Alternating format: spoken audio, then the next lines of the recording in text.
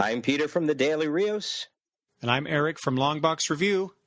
And this is episode 4 of Peter's and Eric's Legion Project podcast.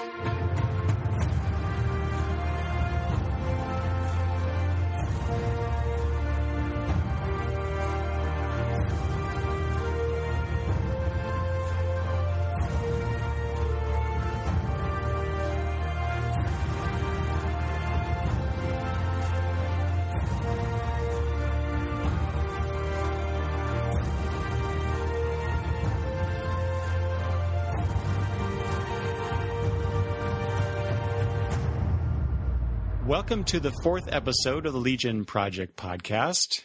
I'd like to welcome Peter. Hey. Hey, Eric. How are you? Good. How are you? Good. We're back. We're back for episode 4. Yeah. The penultimate issue of this storyline, Eye for an Eye. Yeah, that's right. Hopefully people are reading along with us. I mean, we talked a little bit about this pre-show. We're kind of expecting that people are playing along as we play along. So, I mean, who knows? Maybe they're just people who are just listening just to listen because they love our sultry voices. I don't know. Well, maybe your sultry voice. I don't have one of those. Yeah, but no, good to be back. Good to be back. Yeah, and we have a lot to talk about too. So last episode 3, we talked about 2 different number 3 issues involving the Legion of Superheroes. I think we only plan to talk about issue number 4 this time, but we have some feedback that's been building up we want to talk about, and there's some current Legion news, I guess. Yeah. We're not trying to be, like your one-stop shop Legion talk kind of thing, but I thought it's kind of fun to get each other's thoughts. You want to start with the news first? Yeah, because we'll probably fire through this real quick. There's not much really. Yeah, and none of this is spoilers, but apparently on Supergirl, they're going to start bringing in some Legion characters. They're going to bring in Saturn Girl. Mm-hmm. Played by a Bollywood actress known as Amy Jackson. Oh, okay. And then and then the other one is they're going to bring Brainiac 5 with an actor known as Jesse Rath. Apparently he was on a show called Defiance. I don't know what that show is. Yeah, me either. I don't know when this is all supposed to happen. But apparently they're doing the whole thing that they're from the 31st century. And, I don't like to read much more into the news, but I was like, oh, look at that. They're going to do the whole Legion thing. And I know they teased a Legion ring in either Supergirl or Flash. I think it was Supergirl in one of as she was traveling between worlds or something like that. So, I think that's kind of cool. So I wonder, do you think that they're going to do, essentially do the, we'd like to welcome you to our club type storyline, or is it going to be something, because quite honestly, I'm not up to speed on Supergirl. We left off somewhere in the 2nd season. The last time we started, my family and I were watching the show, and so I honestly don't know what's going on right now. And, but definitely having Legionnaires show up in Supergirl will make it much more enticing for me to get back into it and get caught up, because I want to see Saturn Girl and Brainiac 5. And, is Brainiac 5 going to be a new love interest? Are they going to play into that just like they did in the comics? Oh, right. I didn't even think about that. and is he going to be green? That's my thing. Is he going to be green? If he's not green, then I don't know. They didn't make him green on Smallville. Oh yeah, he was the same actor who played Spike in the Buffy series. What? I did not know this. Did you finish Smallville? Did you get No. No. Oh, yeah. So the later seasons, they have the actor who plays Spike, and whose name always reminds me. It's similar to the same actor who. It's similar to the actor who plays Cyclops in the X-Men movies, like James Marston or something. I don't know. It's Marsters, yeah, James Marsters, and James Marsden is, I think, the Cyclops actor. Yeah, there you go. So he played Brainiac. Oh, okay, I knew that. Yeah, right. And then there's a later episode where he comes back, and you think he's Brainiac, but he's actually Brainiac 5. Oh, cool. He wasn't green, so there's precedence. And oddly enough, in just this week's Supergirl episode, as we're recording in whatever date today is, November 13th, there was a very small Smallville reference. No kidding. Yeah, I was kind of shocked. So when I put that with this whole Legion thing, I wonder if they're going to suggest... because there was a Legion episode where Cosmic Boy, Saturn Girl, and Lightning Lad showed up, on Smallville with Tom Welling. And I'm wondering, are they going to try to continue that, or is this going to be a whole new thing? So that's what has me curious. Well, I think the best thing that they did in Supergirl was introduce this idea of the multiverse. Or was that Flash? I guess maybe that was Flash originally. It was Flash, yeah. Yeah, but to continue that on in Supergirl, and they're different universes. We have different characters, and we can cross over. I love that aspect of those shows. Yeah. The other news that I had is just some Twitter artwork that I will put links in the show notes. Both artists, Julian Lytle and Phil Jimenez, have both been doing Legion sketches. They're not even sketches. They're drawings. They're not just sketches. Julian Lytle was doing it for Inktober, and Phil Jimenez is just doing it, I guess, to keep himself, he loves the Legion, and I guess he's just doing it to keep himself sharp. But both of them, Julian's versions are kind of like updated, more contemporary versions, and Phil Jimenez, his versions are a little more classic, not even 80s. Sometimes it's like the 70s era. And they're both just so good. And Phil is doing some villains in there as well. He's mixing in like the whole Legion universe. So I'll put links. We'll put links in the show notes so people can check it out, or just go, look up Phil Jimenez and Julian Lytle is just his name, Julian Lytle. Just so good, so good. And every time I see it, I save it on my phone so I can look at it forever. And there was one I sent you from an artist on Instagram who was doing some Legion art too, but doing it as if Kirby-inspired costumes or kind of backgrounds and stuff. That was kind of neat. Yeah, some of them were. I felt a little more successful than others, but I was like, oh, look at that. Yeah, I over the weekend, I had some time to kill, and I was looking on Instagram and searched for Legion of Superheroes and found a bunch of stuff, and so that was. Besides Phil Jimenez's and Julian Lytle's stuff, that was the other thing that I found that was remotely interesting. Yeah, like I really like I think it's hysterical that he makes Timberwolf look like Sabretooth almost. And I like the Saturn Girl one. I like some of the designs on the Wildfire one. So yeah, we'll have to put a link to that Instagram too so people can see that. Chris Maka. And yeah, and there's even a Karate Kid one, which is odd because he cut off the character's head and feet. But I mean, I guess to just kind of focus on the costume itself. And considering what we're going to talk about with issue number 4, I thought that was kind of interesting to note. He knows what we're going to talk about. Yeah, that's right. All right.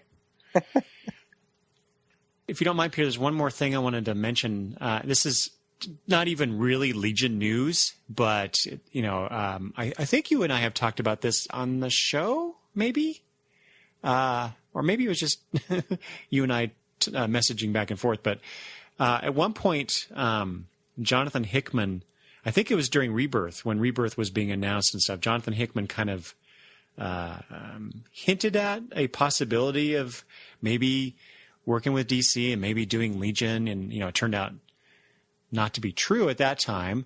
But just recently, news broke that Brian Michael Bendis was going to DC, and I immediately retweeted that announcement, and then I said, and for me, just me personally, two of my favorite writers, and yes, I do like Bendis, for those out there who perhaps think otherwise. Well, it's just so funny that the Bendis haters out there, man. As soon as that news broke, it was like, oh, DC is doomed. Anyway, so I tweeted out there, well, that's one down.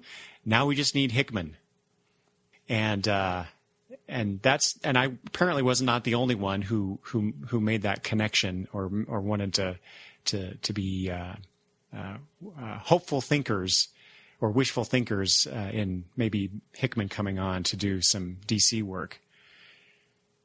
And given our conversation before, I thought that was kind of fun, fun to ponder at the very least. Yeah, I mean, there was some speculation or some hints, or I don't know if anything's been confirmed yet, but that he's possibly coming over even just recently. So right. Yeah, and everybody's like right away. Even with Bendis, they were like, he needs to write this, he needs to write that. Yeah. It's like, oh, how about give him a chance? Maybe we don't want him on Superman. Maybe we don't want him on. Maybe he'll do what he did for Luke Cage and what he did for some of the smaller characters, and he brought new engaged interest to the stuff that he grew up on. So maybe that'll happen with DC. Same thing with Hickman. So that means, given Bendis's adeptness at kind of like the street level characters, mm-hmm. he could do a revamped version of the Karate Kid series from the 70s. Bring Val back and put him in the 21st century. There you go. I would read it, but I don't know if it would be all that great. But I don't know if it'd be a seller. Yeah, a character that, I mean, we're on a tangent here, but I mean, he needs to be on a book like The Question, and we're already doing what I already criticized earlier, is telling him what he should write. But right. Like some kind of street level, he's good at street level. But you know what? I also want to see him do big superhero comic-y kind of stuff too. Like, whatever. He'll find something and he'll latch on it, and he might, who knows? He might do like a Slam Bradley detective story. Well, yeah, that's kind of up his alley too. So yeah. And to be fair, he did open it up on Twitter. What do you guys want me to do? And that just opened the floodgates. But so anyway. Okay. So should we do some feedback? Yes. All right. We weren't able to do it last episode because we were being chatty, and we just knew we weren't going to get to it. But please, by all means, send us feedback. We will respond either through the email or through the episode, and we may not read all of your response, but I think it's just awesome that people are listening and playing along with us. Yeah. The feedback that we've been getting has been very interesting, and you'll see this as we talk about this. But I just love how much feedback we've gotten. I mean, we're going to talk, I think, about 4 emails that we got. But it's not like, just, hey, we like the show, keep it up, that kind of stuff. It's people are really engaging with the content, mm-hmm. and their own experience and thoughts about Legion issues and things that are being brought up. So I'm tickled pink about this. Well, where do you want to start? Why don't you pick one and we'll start there? Okay. Well, I thought we'd just start at the earliest one that we got. As far as I can tell, this is from listener Mervin. And so I'll read some of this, Peter, and then I'll summarize the rest. But I wanted to let us know that I love your concept of the Legion Project. Mervin's a longtime Legion fan, as his first comic book was Superboy and the Legion 224. Offhand, I don't remember what that issue is. Do you, Peter? I do not, but I will look it up as we talk. Okay. And he also has a couple of the Adventure Comics Digest, which I love those digests. And I also have a couple of those too. But he really began collecting the Legion with number 292. He says, that's right, I started collecting the Legion in the middle of the Great Darkness Saga. Well, 224 apparently is with Pulsar Stargrave. Ah, okay. So that's the Jim Shooter, Mike Grell era, 1976, 1977. Mervyn says the Baxter run was part of my transition from comics racks at the grocery stores or mailed subscriptions to the local comic shop and the direct market. And then he talks about how he's not making accusations, but there seem to be some similarities in his mind between this storyline, Eye for an Eye, and the adventure story Under Siege, which I am not familiar with. No, me either. So apparently both tell stories about wars with counterpart villain teams. And then he brought up what I thought was a really interesting point. Peter, you and I had talked about, especially I think in episode 1, about Lightning Lord. And I think I brought in commentary about where Lightning Lord ends up later in the series, kind of rehabilitated and whatnot. Mm-hmm. And Mervyn says, I think that you're bringing his resolution and rehabilitation from 5 years later too far forward. The back matter in those stories does an excellent job of diagnosing his condition and revealing how the treatment slowly changes him into a better person. I think bringing that story this far forward muddies the intent of this story. So I was curious what your response to that is, Peter. Yeah, I mean, I think if we want to put it into our own little headcanon, like we wanted to put it into our own little hindsight, clearly what happens to Mecht in the 5 years later Legion. I don't know yet what the outcome of his character is out of this story yet with issue number 5, because I haven't read it yet. I read it years ago, but I haven't read it recently. It's fun to sort of say, oh, look, it's so interesting to see the whole sibling rivalry considering what happens later.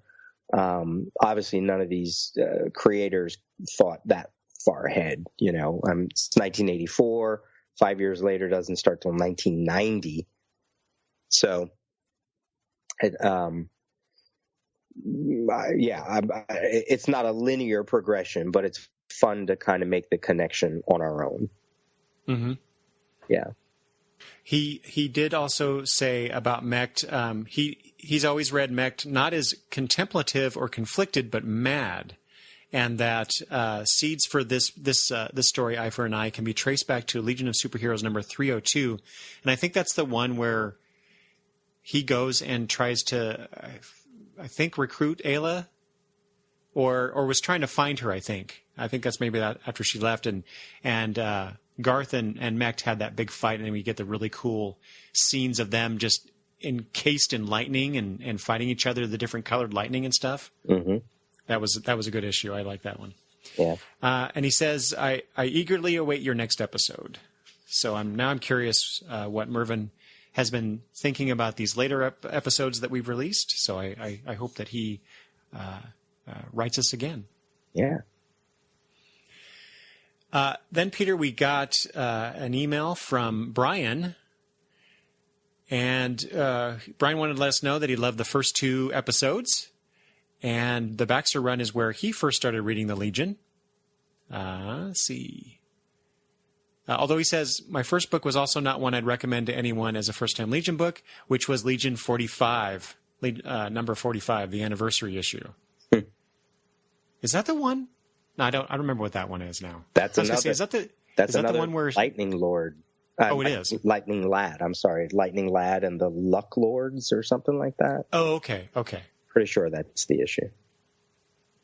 They said it was a very confusing issue with no explanations at all, but the characters intrigued me enough to get as much as I could in back issues, which, I mean, that's kind of how I approached comics when I first got into them. I knew nothing of these characters, especially the Legion. I knew nothing of these characters other than, I knew Superboy. That was obvious. But these other characters are like, who are these guys and gals, and what are they doing, and why are they doing these things? And I just would dive in and find as many back issues as I could to fill in those gaps. And that was always one of the highlights of comic reading to me was doing that. And so whenever I hear complaints from people about the convoluted history of the Legion, I just kind of go, whatever, because, all you got to do is go find the stuff and read it. If you can make heads or tails of the X-Men line, if you can make heads or tails of Doctor Who, if you can keep all of the Star Trek in your brain and any other fandom, you can jump into the Legion. It may just be you're just not interested enough to make the effort, and that's okay. But nothing is so undecipherable. I mean, their powers are in their names, so it's not like you have to figure out what does Invisible Kid do. Well, it's sort of in the name. I guess that's true. Yeah. So, I mean, I love ensemble. We talked about this before. I love ensemble books. I love anything sort of ensemble. There's more to play around with. The character dynamics are more interesting. So it hooked me. It won't always hook everybody. And I think that's why if they do a new Legion book, I really, really, really hope they don't try to do what they're doing with Star Trek Discovery and trying to shoehorn it into eras of the team that we already know, like if they're trying to start it over again, or just jump it 30,000 years. I don't know, something. Just jump it. Just totally ignore everything that came before and make something new out of it. Can have connections, but just make it new, make it fresh. So, like you, Peter, you just used the word hooked. Brian actually did as well. He said ever since that issue, he was hooked and mostly devoted. He didn't really like the ending, I presume, of the Baxter run and the 5 year later stuff, so I stopped for a while. He says, who knows, though, maybe when you get to them, I'll take another look. Really glad you're doing this, and keep up the good work. That's awesome. Do you want me to read Charlton, Chris's? Yeah, go ahead. So Charlton Hero of the Superhero Satellite blog has a comment on episodes 2 and 3. He talks about issue 2 taking off really fast out of the gate with the Lightning Lord and Lightlast confrontation, which he relates to being Star Wars inspired, channeling the Luke, Vader, Emperor scenario. Which when he said it, I was like, yeah, I can see that. That's an interesting little twist on it. Yeah, I hadn't thought of that either. Yeah. He has a love-hate relationship with Keith Giffen's work, but felt issue 2 was very on point. And that's been an interesting thing to see, people who like him, people who don't like him. I think he even in the email that he wrote about the 3rd episode, he said, I was sort of surprised by this, the Baxter series covers are generally weaker than the Tales covers that matched up with the Baxter issues. However, the cover for issue 3 for the Baxter run he thought was an exception, with Wildfire kicking ass on the cover, and he's a big fan of Wildfire. So that was interesting to me, hearing that. I thought that was one of the first times someone preferred the Tales covers. Yeah, because I certainly don't. But I can also see the criticisms of some of the Baxter issues. Yeah. Issue number 4 being one of them for me. So I'll talk about that later. Okay. Yeah, I think there are some covers that when we get, because we always are on these episodes, we're comparing the two covers, which I like when we get to it. And there are some that I do prefer the Tales over the Baxter, but not just yet. So what else did he talked about? Let's see. He loved the reveal of the evil child at the end of Annual 3, being a fan of the Great Darkness saga. The kid in me loved this issue because it was the first time that they truly dealt with the repercussions. He did not necessarily like the Kurt Swan artwork. And then that's where he talks about Wildfire being a high point, one of his favorite characters. So, yeah, that's just a little bit here and there of Chris's little comments. So thank you for that. And Chris was our first multiple feedback per episode, so that was really cool. We're getting repeat customers, so to speak. Oh, I did want to make mention of this. So he brought up the Meanwhile columns that Dick Giordano used to write in the 80s, and he said there was a mention of a Firestorm graphic novel that DC claims is almost finished. And he's talking about they were going to do a Firestorm graphic novel. I think it was Jerry Conway, and maybe, I don't remember the artist. I don't know if it was like Raphael Canyen, or I think that's how you say his name. It was going to be a graphic novel with Firestorm called Corona. And they might have morphed some of that story into a later annual, but I don't quite remember the details.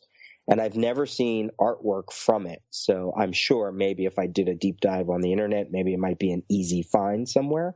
Someone probably has a Firestorm fan site that has a whole bunch of information on that. But yeah, when DC was doing those graphic novels in the 80s, one of them was going to be Firestorm, and but it never came out. Yeah, that was really funny. When I read that from Chris, I actually had that in my notes for that episode. And I was going to bring it up, but it didn't quite fit within what we were discussing, and so I just let that go. But it was funny that he picked up on that too, and that would have been nice. And he also said something about the Gem Son of Saturn comic that was referenced in that same Meanwhile column, and I was going to bring that up as well because, correct me if I'm wrong, Peter, but I think you're a fan of that series, right? Oh yeah. That was one of those 80s series that I jumped on as a kid. That was completely, well, it wasn't so far removed from the DC universe because Superman was in it, but it was that really interesting Gene Colan artwork and a new character. It was supposed to be a Martian Manhunter story, and then they repurposed it for a whole new character. But it was one of those in the 80s that I felt like I was the only one reading it, sort of like Amethyst. But yeah, it's good. I like it. I like that. I wish they would trade that series. One more thing that Chris talks about from his feedback for episode 2 that I want to just make note of, because I had talked about, I made some swipes at Element Lad as leader, as being sort of an ineffectual leader in this storyline. And Chris says, I have to say I was never a fan of Element Lad as leader. Element Lad would not ever be in the conversation to me as far as voting for Legion leadership. So I just thought I enjoyed that part, considering my comments too. Cool. Well, like I said, if you want to leave us feedback, you can leave feedback for me at peter@thedailyrios.com. Eric, where can they get a hold of you? At longboxreview@gmail.com. Awesome. I'm glad we were able to do that. We should also give a shout out to our intro music. It's RhoMusic, ITSRHO music. You can find it twitter.com/It's RhoMusic. We'll put a link in the show notes as well. And that theme song is called Lost City. Yeah, sometimes, Peter, I listen to the beginning of our episodes just to hear that. So, and also I love the way you because Peter does all the editing of the episode. So I just want to acknowledge that because I probably wouldn't be doing as good of a job as Peter is. But for example, I love how you layer the music in as we are coming out of our intros. So I just think that's really cool. I get bored. So I'm like, I got to do something interesting. I don't get bored. It's just like I'm always thinking about that. Like, it actually was the way you said the intro of the name of the podcast. You actually said it perfectly in time with the build up to the theme song. The first time I ever used it in episode 2. Yeah. And that was no manipulation. Your timing of the way you just said it sort of gave me the idea to put the beats in like right underneath it, and it kind of all worked out and hit the high point once you were done. So this is all back. This is all pulling the curtain. But it's part of the podcasting thing. Like, I'm a fan of podcasting and how to make things sound interesting and little tips of trades and stuff like that. So who knows? Maybe somebody will be inspired by it. Well, shall we dive into the issue? Let's do it. All right. Issue 4, cover date of November 1984. So we're talking around August.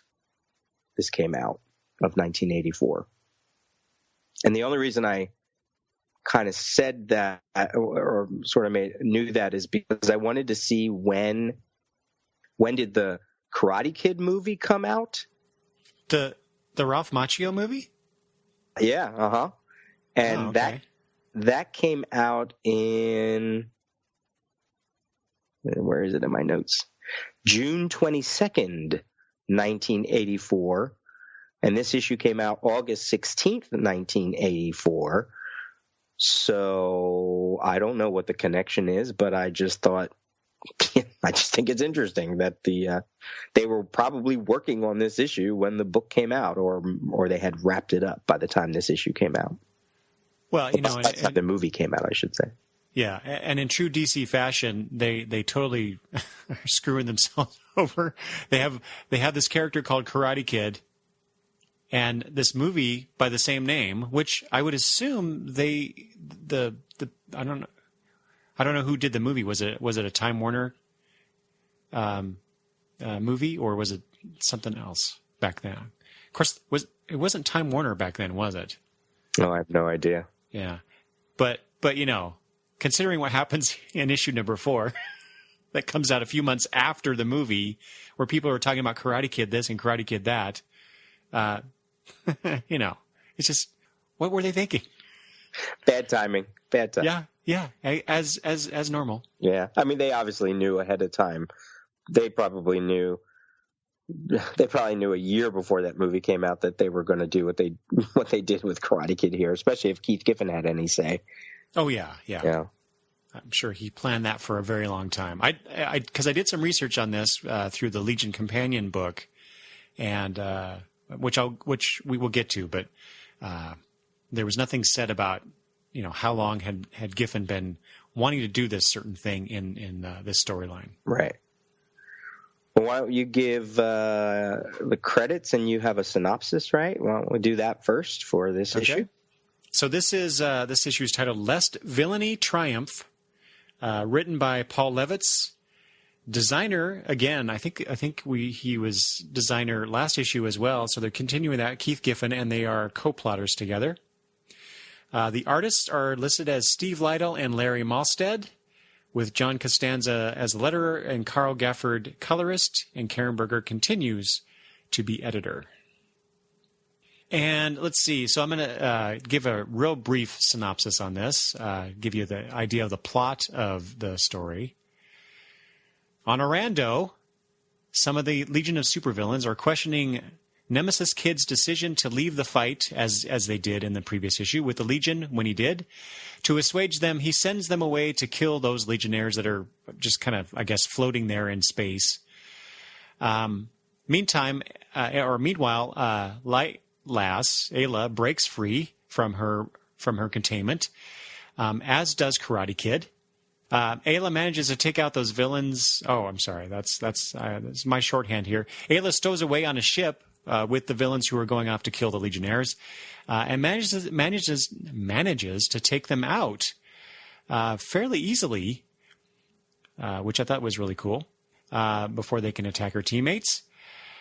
Meanwhile, on Earth, Cosmic Boy, who I think Dream Girl makes some comment about him being the only Legionnaire on Earth, but he's not just the only hero on Earth, because he has recruited the Legion substitute heroes and the Legion reservists of Bouncing Boy and Duo Damsel, and the Academy members to join together in case there's any trouble on Earth.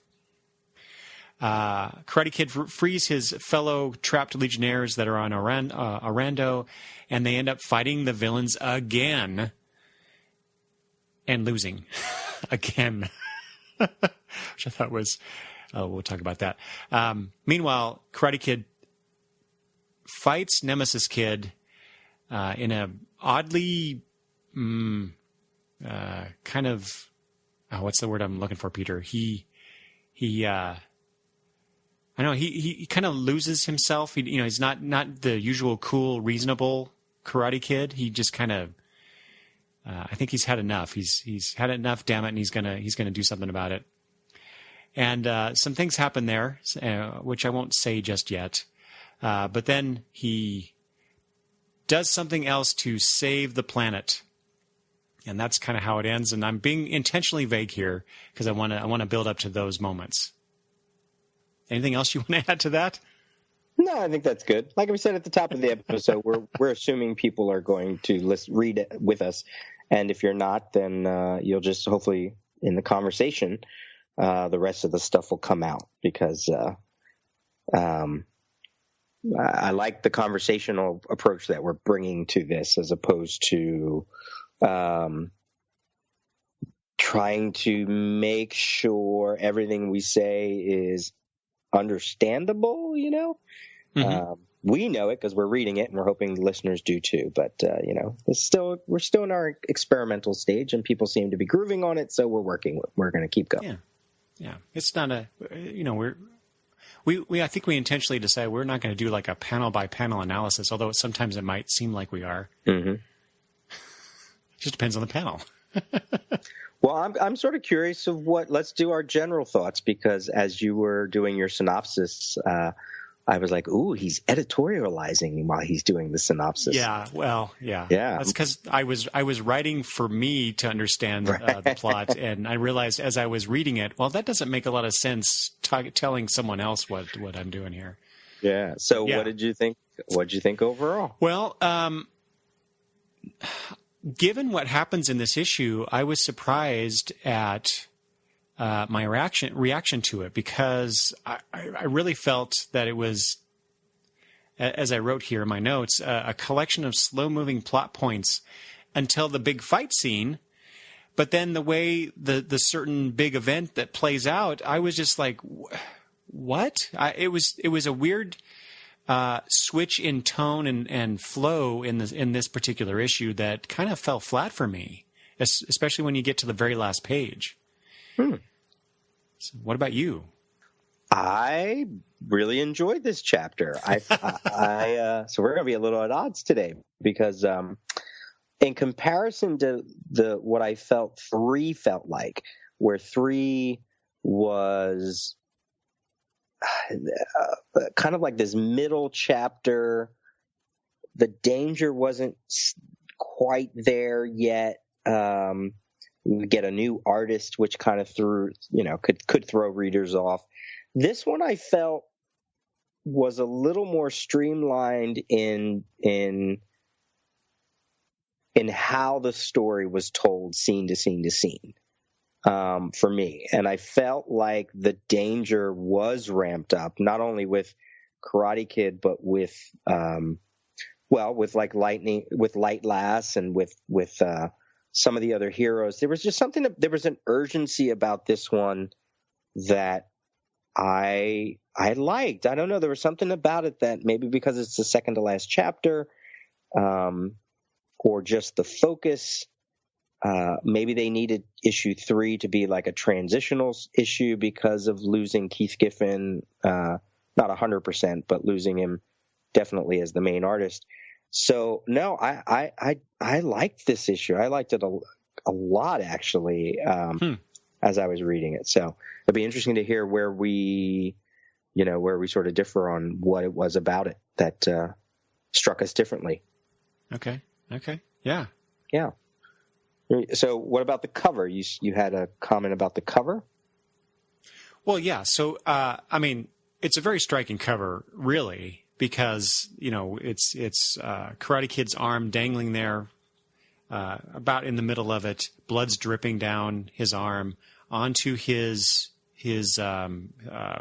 symbol that, well, that's essentially taken from that wheel that we talked about in episode 1, right? Mm-hmm. Mm-hmm. Yeah. So it's just blood dripping down on that. And just a little bit of light, just highlighting just that part, right? And so, I mean, from that's just that kind of simplified image. I mean, it's a very striking cover, like I said. But so I had a question for you about this, Peter. Okay. I mean, we already knew from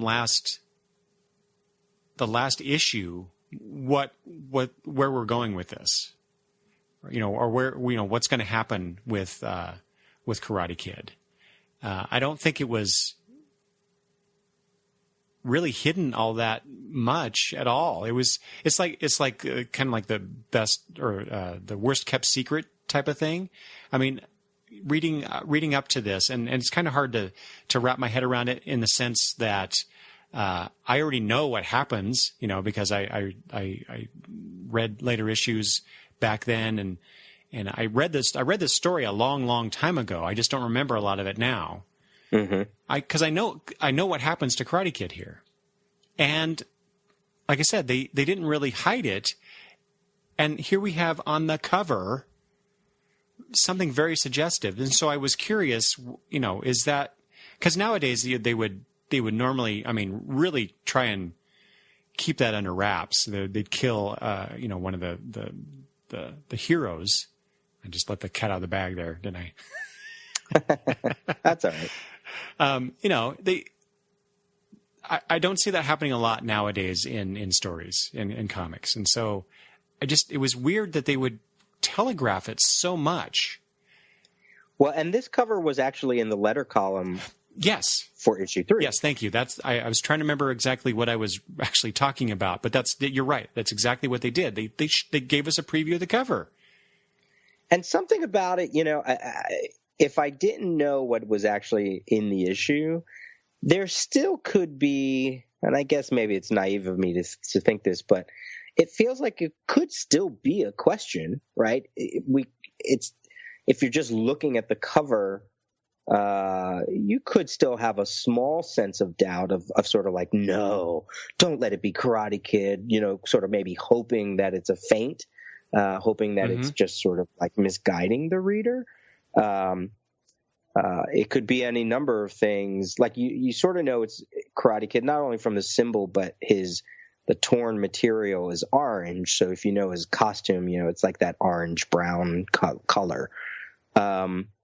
So, again, not to sound naive, but I sort of feel like it could be, think of the Silver Age covers of classic DC. They were always doing weird stuff on the covers that never truly happened inside. And yet here when you read it, you're like, oh, okay, yeah, they definitely mean it. This is a whole new era of Legion stories. I don't remember any Legion story being that sort of graphic on the cover, that sort of like telegraphing that kind of violent, well, not violent, but that sort of like something dramatic. I mean, has there ever been a Legion cover with that much blood?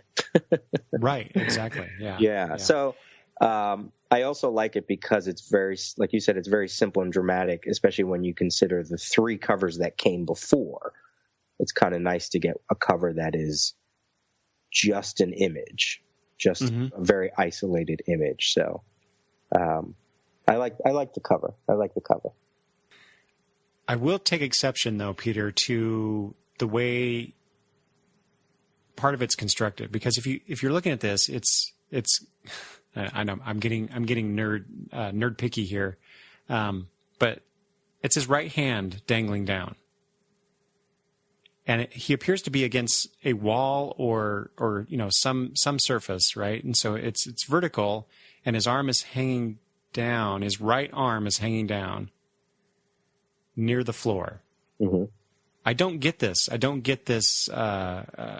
understand the physicality of where Karate Kid is in, the rest of him. If they were to show the entire image with his right arm the way it is.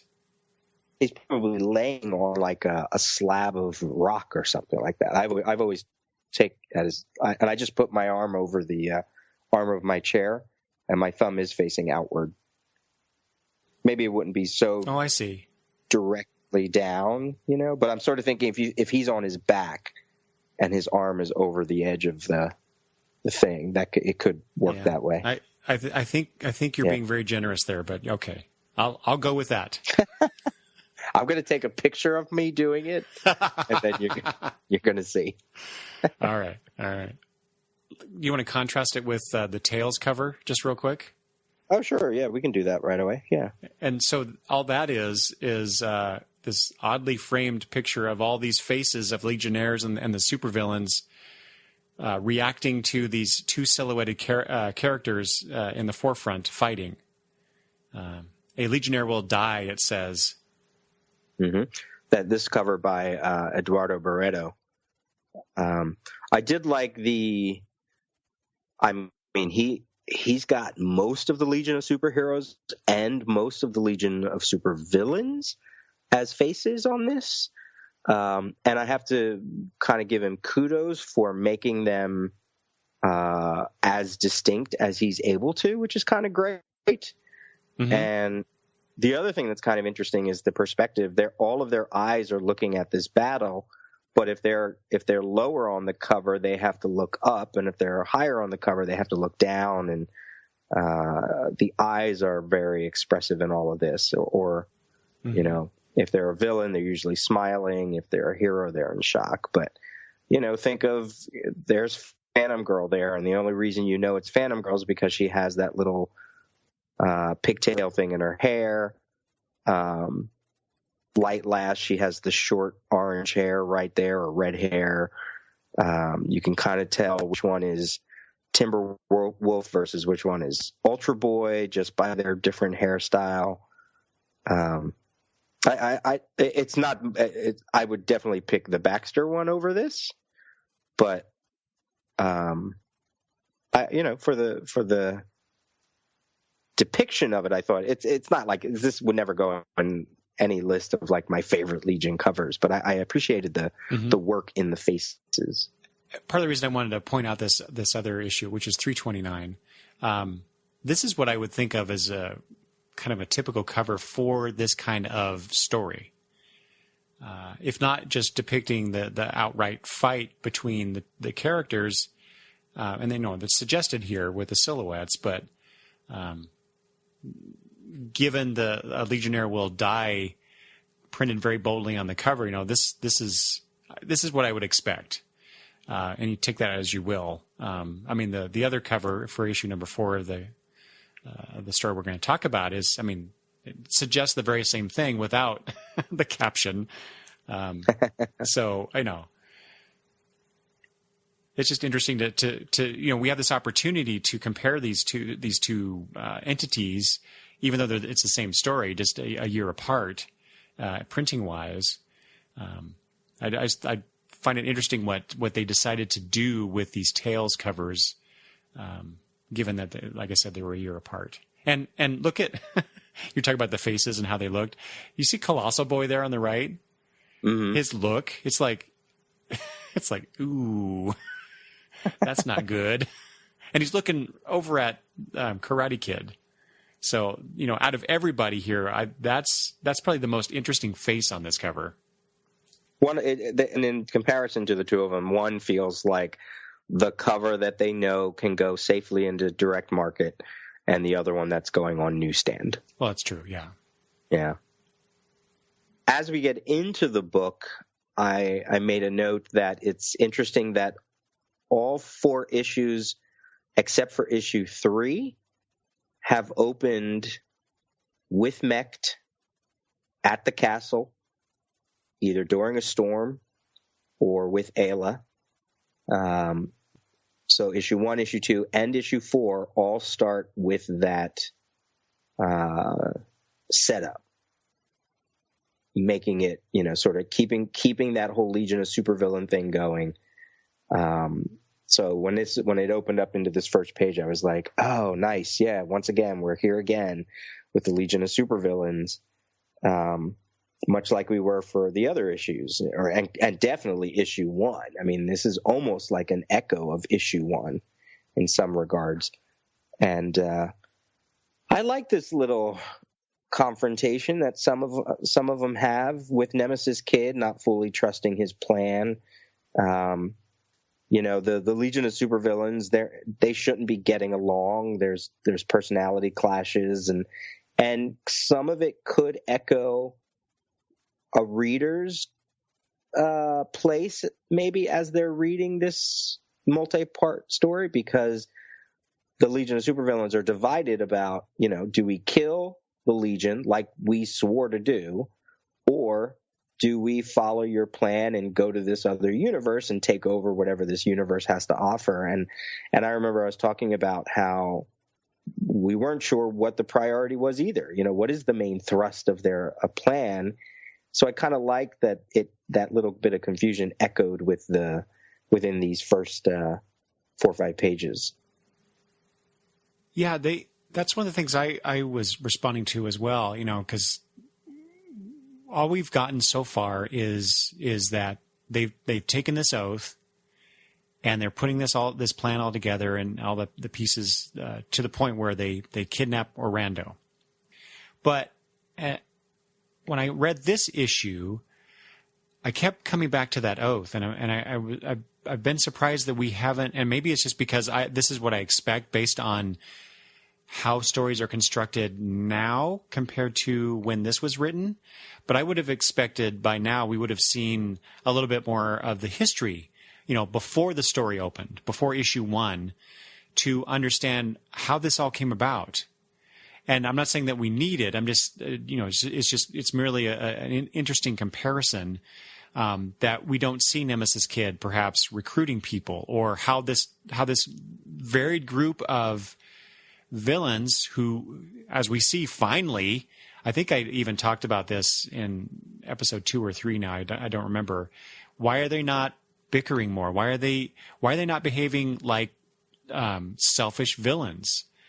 And we finally get, they're finally conforming to my expectations. and so I was glad to see that. I like your point about how it opens and how we're getting that repetition going on. Mecht even says something, talks about the storm again, although not explicitly like he has in the past, where he talked about how the storm basically talks to him. He does say something about how the storm is roaring its approval for what they've done. And since we're on that first page, I just want to compliment the artist and the letterer, because we get the conversation between Lightning Lord and that's Sun Emperor, right? Mm-hmm. With him, and they're Lightning Lord says his bit about the storm, and then Sun Emperor says, "Oh, I agree with you, but some of our comrades do not." And you see down in the lower left of this window scene the characters like Tyr expressing their dissatisfaction at what's been going on. And then you turn the page and it continues that directly from a different angle, of course. But now we're inside. I just like the way that the page turn was constructed in that. So Lytle's starting to do some interesting things, or continuing to do some interesting things. Again, it's hard to know if he is taking any cues from Giffen, the whole designer aspect. But as we talked about last episode, there wasn't a whole lot of real direction from Giffen to Lytle. There's maybe a few pages where he had done the kind of like the thumbnail layouts or whatever, and then Lytle was told basically do what you want. And to me, this issue feels more like Lytle than Giffen, as opposed to perhaps the previous issue did. Yeah, I think in the construction of the figures and the way they stand and move, and this is a little more familiar to me in what I remember Lytle as, especially in later issues or in covers and things like that. I thought it was interesting. So you mentioned the wheel there on the second page, and they have the little symbols knocked out of all the people that they've captured so far. Right. Which is kind of, that's awesome. Chameleon Boy and Phantom Girl and anybody else that's sort of captured. But the one thing, so there's 8 of them captured. They already had Karate Kid. They had Princess Projectora, and then Shrinking Violet, Chameleon Boy, Element Lad, Phantom Girl, and Ultra Boy, and Light Lass. But when you compare the wheel to the first page of the very first issue, I don't know if you did this, they have Lightning Lad's symbol off of this thing. Because when you go back to the first issue, the first page, right there where Saturn Girl's symbol is, right next to it is supposed to be Lightning Lad, followed by Karate Kid, followed by Projectora, followed by Chameleon Boy. Or no, followed by White Witch. That's what it is. So you see White Witch's symbol there by Tyr's arm. He's covering the symbol for Chameleon Boy, and then you get to the next one, which is Block. So you don't really see Chameleon Boy. His symbol should be knocked out. But why would Lightning Lads be knocked out? So I was like, wait a minute, that's a mistake, because in the inner circle where the reservists are, they do knock out Light Lass's feather symbol, and that's not there anymore.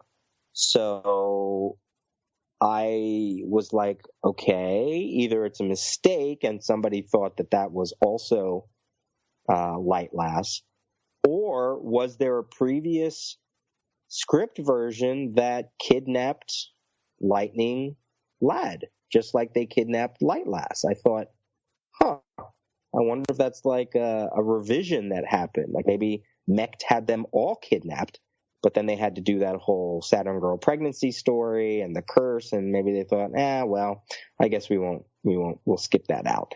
But did they not confirm it with the wheel, or is it just a mistake? So I thought that was kind of a curious thing there. Yeah, I compared it to the wheel from issue 1 as you did, but I totally missed the Lightning Lad thing. So, and my note about this was, notice the wheel. Shouldn't they remove, considering their oath that they were supposed to kill a Legionnaire each, shouldn't they only remove it once they've killed the Legionnaire? Capturing is equivalent enough to remove the symbols from the wheel. I don't understand this oath thing then, if that's the case. All villains jump the gun, right? They have no pride in their work, or what? They all get excited. It's like sort of when when they capture them and then they tie them up above the lava, and then they go ahead and tell them exactly their plan because they think the rope is going to burn, and then of course the hero saves themselves. So that's typical villain folly. A couple other things. So we mentioned how some of the villains aren't satisfied; they want to go back and fight. So Tyr, Hunter, Silver Slasher, and we find out later Terrace and Titania go back to the Legion. Go back to their previous, the main universe, I guess you could say. There's some great character physicality. So when Nemesis Kid is watching Tyr, and I assume it's probably Chameleon Chief, argue there at the top of page 3, and he has his hand, his one fist on his chin, and his other hand feels like it's like drumming fingers, right? Like just sort of drumming and like just waiting. Okay, here they go. They're just going to fight. Or on page 2, where Tyr smashes his gun arm down and Ron Carr is kind of like flinching away. I like those little character beats there. They're kind of fun. Yeah, I was wondering if Nemesis Kid, at first I was thinking, well, maybe he's starting to lose control of the group. But oh, sure. Yeah. But he quickly turns it around by basically acquiescing to Tyr's demands, basically removing him from the playing board for now. Getting the child out, go play outside, buddy, type situation, right? And I thought, well, this guy is not playing checkers here; he's playing chess, and Tyr's playing checkers, and so I like that too. I just Nemesis Kid was developing into something that I'd never seen before with that character here, and it's kind of unfortunate we don't see him much after this. Yeah, because I mean, think of his power to adapt to any situation, to confront an opponent. I don't know if it necessarily works this way, but why that maybe the whole thing of sending Tyr away is part of that power. Yeah, that would be cool. Yeah. It's kind of like I remember when the character known as Cypher in New Mutants over at Marvel. Do you know that Douglas Ramsey? You know that character, right? Mm-hmm. So his power was he can understand any language. So you're just thinking, okay, any language. Well, that's all vocal language. Well, suddenly it also became about computer language. And then there was a really great sequence where he could read physical language, your body language, which I was like, whoa, that's great. I love that. So there's no evidence that that's actually what's going on with Nemesis Kid here. But when you mentioned that about sending Tyr away, I was like, oh, what if it was? What if it wasn't a manifestation of his power? That could be cool. Well, and his power is so weird, for lack of a better word. Mm-hmm. Being able to, the alchemy that he used to develop this ability to overcome any one opponent, and how that manifests over the years, since he was introduced back in the Adventure comics. I don't remember the issues now. They could easily address what you were thinking there. Again, but they it's kind of like a lost opportunity in a way. Yeah. Sun Emperor says something on page 3 about standing together or dying, and that's, I think that's part of their oath, right? They would kill a legionnaire or die trying, is what I remember. But this idea of them working together for that goal, I mean, it was, obviously implied because that's what they're doing, but to have it so explicitly stated, I thought that was interesting. And again, got me thinking about that oath and how that came to be and why they are all agreeing to do this, other than obviously for the simplistic reason of revenge against the Legion. Mm-hmm. But I just thought that was really interesting. I just one of those little things, these little threads that I found throughout this issue, where it felt like something they could have developed more. Not necessarily in this issue, but throughout the whole story, and they just never did, for whatever reason. Or maybe I'm just glomming onto things that don't really have that much significance. Yeah, I mean, one of the things I was going to sort of save this for the end of the episode, but I might as well put it here now because it kind of speaks to what you're saying. When I read issue 5, I'm going to go back and read the first 4. And then read 5, because the way I've been doing it now is just reading the next issue. And I want to see those threads. I want to see how much, if there's anything that gets lost in the translation, for lack of a better phrase. I think it'd be interesting to kind of go, okay, what are the questions that are leading us into 5 that we want to see? And one of them obviously is this whole plan thing, like the passage, the great passage, Mech's character. Where's he falling in all of this? There's a couple other things that I'm like, all right, I want to see how it plays out. And when we get to 5, it'll be interesting to not only look at it as a chapter, but also look at it and say, what were the things that didn't get developed? Or what did they drop? What did they not drop? What works? So it'll be interesting. It'll be interesting to get there when we get there. But that's jumping the gun. So the next scene is the Legionnaires. As I mentioned before, they're just floating in space where Arando was, and it's kind of a crowded sequence of panels on the page. But for me, this is just an odd thing to throw out here, Peter, but the way that the colors are on the page with the purples and the yellows and the green, with the characters' costumes or their skin tone or whatever. I really like the way that page color-wise is constructed. And then there's the other note I wanted to point out here. Dreamgirl seems really, well, her asserting her authority seems kind of heavy-handed. Oh, you think for her character? You think that's... Well, yes and no. She's very sure of herself. Yes. And that was the other part of my note was that if she were a less confident character, perhaps this would make more sense that she, is just really kind of, like I said, heavy-handed. I don't know. I kind of would expect someone with Dreamgirl's confidence, she would not need to, explicitly state, as she says here, and with Element Lad missing, that leaves me in command as deputy leader.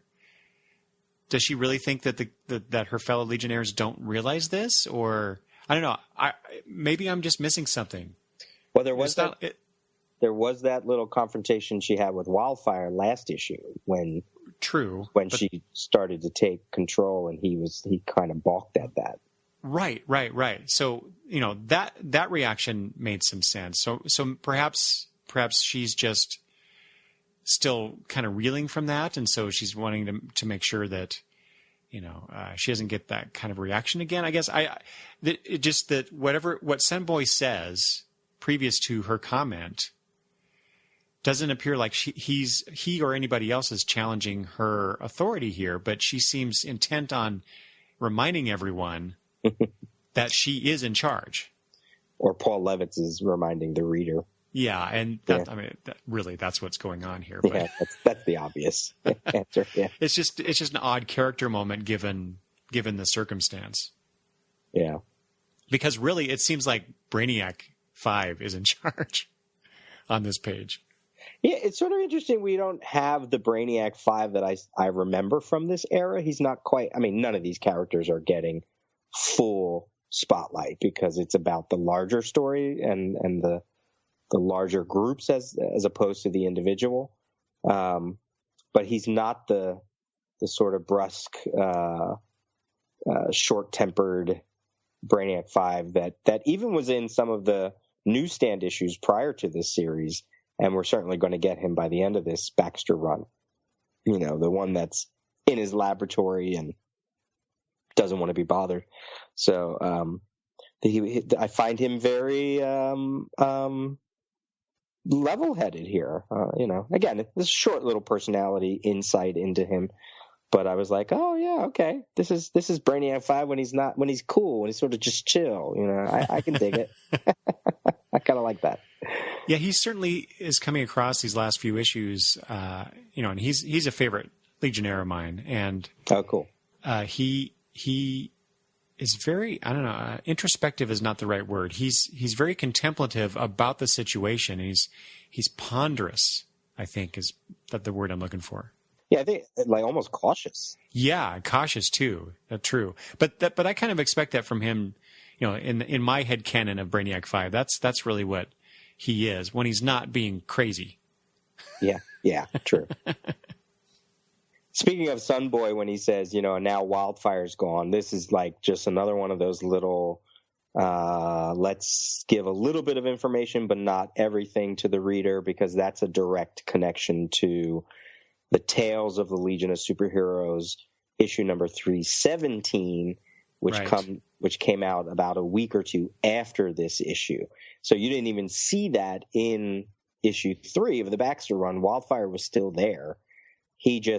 What happened is he popped out in Tales of the Legion of Superheroes issue 316, and then you read this issue, he's gone, and then you got to go to Tales 317 to find out exactly where he is. Very strange, and kind of like, we talked a little bit about it in the letter columns and things like that people weren't really digging this whole book, these two titles running concurrently, especially when they started to do the reprints. And then they're not going concurrently. Like you're almost backtracking if you just read the Tales issues. So, and then the creators have to kind of play fast and loose and be a little nebulous with it all. And I'm just like, that's just so random. And now Wildfire's gone, but we're not going to talk about it at all in this issue.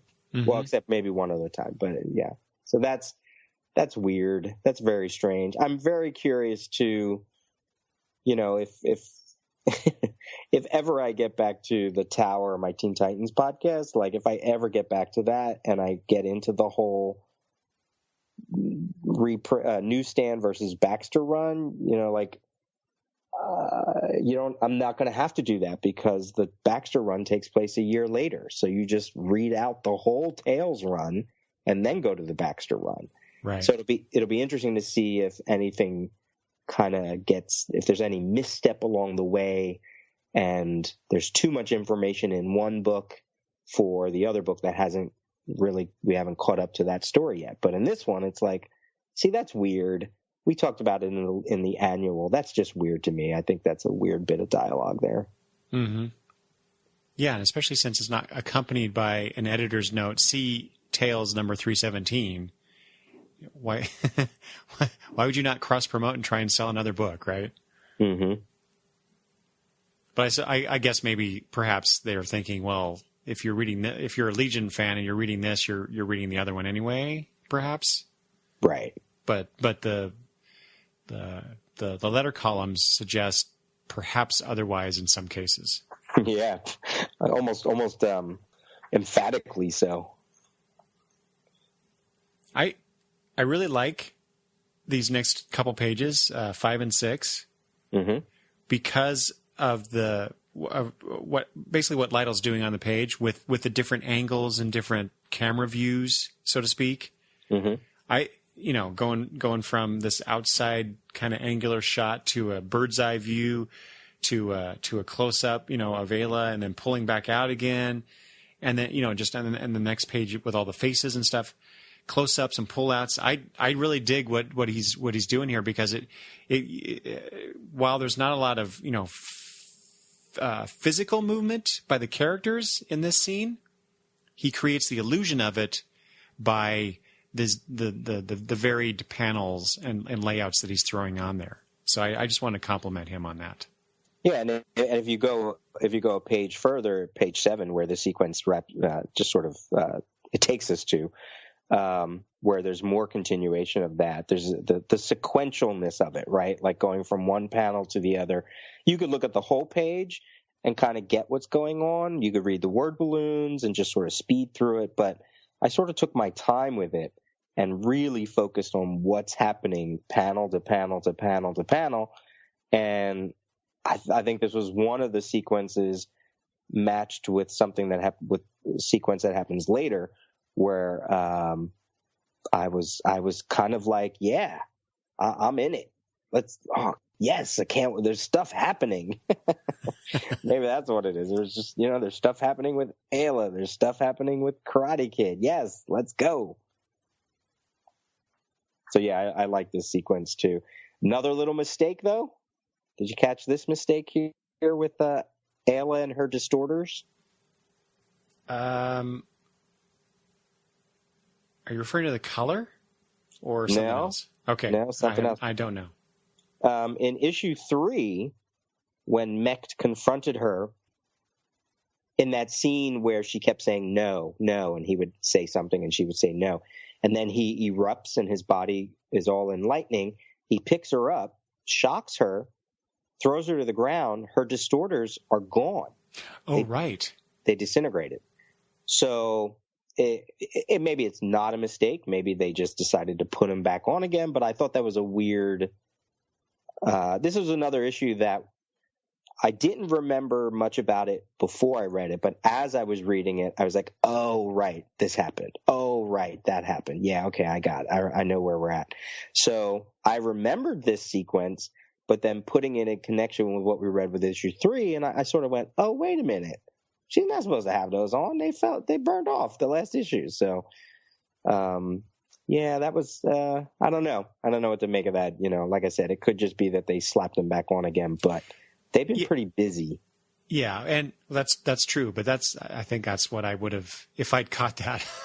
that's where my brain would have went. It's like, oh yeah, they would have put him on her because she's still there. She still has her powers. So why not do that while she's unconscious? But yeah, that's a good point. That's a good detail that I missed. But then, like I said, when I asked if it was the color, because at the bottom there, the color that's shown is yellow, but that's not the color we've been seeing with her in these last couple issues, I think. Or maybe it was just last issue where we saw that. Yeah, or what we're going to see. Exactly. Because you had brought up her color, the color change with her, too, before. Mm-hmm.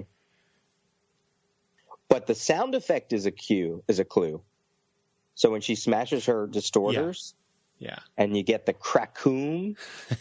And if you go back to when Lightning Lord threw his lightning with the Legion of Supervillains while they were arguing, it's kind of the same. It's Karakathoom. It's not quite the same, but so you could kind of just say, oh, no, that's just a generic sound effect. Or you could say, well, is it? Maybe it's not. Maybe it's a purposeful sound effect. Well, yeah. Levitz and Lytle are being, a bit coy about what has already happened here, which I find interesting. But that Ayla doesn't realize at this point what's different about her. I don't know. That seems really weird that she's not that in tune with her own body. But, it's comics, I guess. Yeah. What I do want to point out, though, with this scene with Ayla, though, is considering her resoluteness in the previous issue when she's being threatened by her brother. Mm-hmm. You mentioned before her saying, no, no, no. Here she wakes up and she's talking about how I won't survive if he comes back. If he comes back to try and convert her, he'll end up killing me. My own brother will kill me. And I thought that's a change. She was pretty, like I said, pretty resolute in the previous issue, but since she's been literally shocked by her brother, her tune seems to be changing a little bit. And I did like that. I mean, that's something where, to me, the magnitude of what's going on is ramping up, at least for this character. Mm-hmm. And that's not something that we've really seen so far with her, especially, or really with many of the characters involved in this. It just, so far, my biggest complaint about this story, Peter, at least in terms of the Legionnaires, is that they're all like, yeah, the villains are out there, they're a threat, we got to stop them, but there doesn't seem to be this realization on their part that things could be really bad here. And only Ayla has so far, I mean, we're only a few pages into this particular issue, but she's finally starting to realize things are not how they have been in the past when dealing with these other characters. Yeah, I think that's one of the reasons why I dug it. The as I said, the sort of tension, the build up, the danger is very prevalent in this issue for me. And I like, so I guess it also allows for moments of heroism and, this whole sequence of Karate Kid chained to this device he thinks is also sapping their willpower.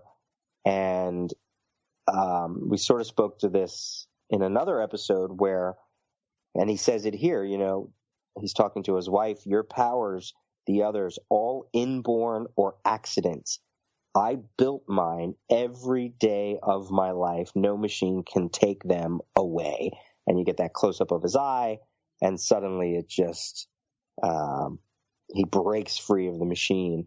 So, there's a couple of things here that I'm just like, see, that's great. First of all, just the sequence, like we've been seeing them all last issue, they were just knocked out. So it's not like we got much about Karate Kid or anything like that. But then this one, we get him, we're giving him one last moment, like Blue Beetle in the DC Countdown to Infinite Crisis special, where you give him that one great story that kind of makes you go, oh, that's why this character could have been great. So they're going to give, I think it's so interesting that, Keith Giffen has such a boner for this character in a bad way. And yet they still, him with Paul Levitz, they still give him this last hurrah. Mm-hmm.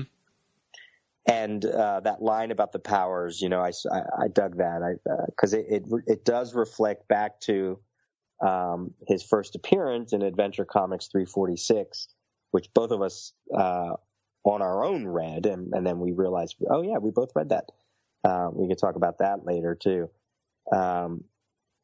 Where he says, the first time we see him, he says, I'm Karate Kid. I developed my own power, great skill in all forms of fighting, especially karate and judo.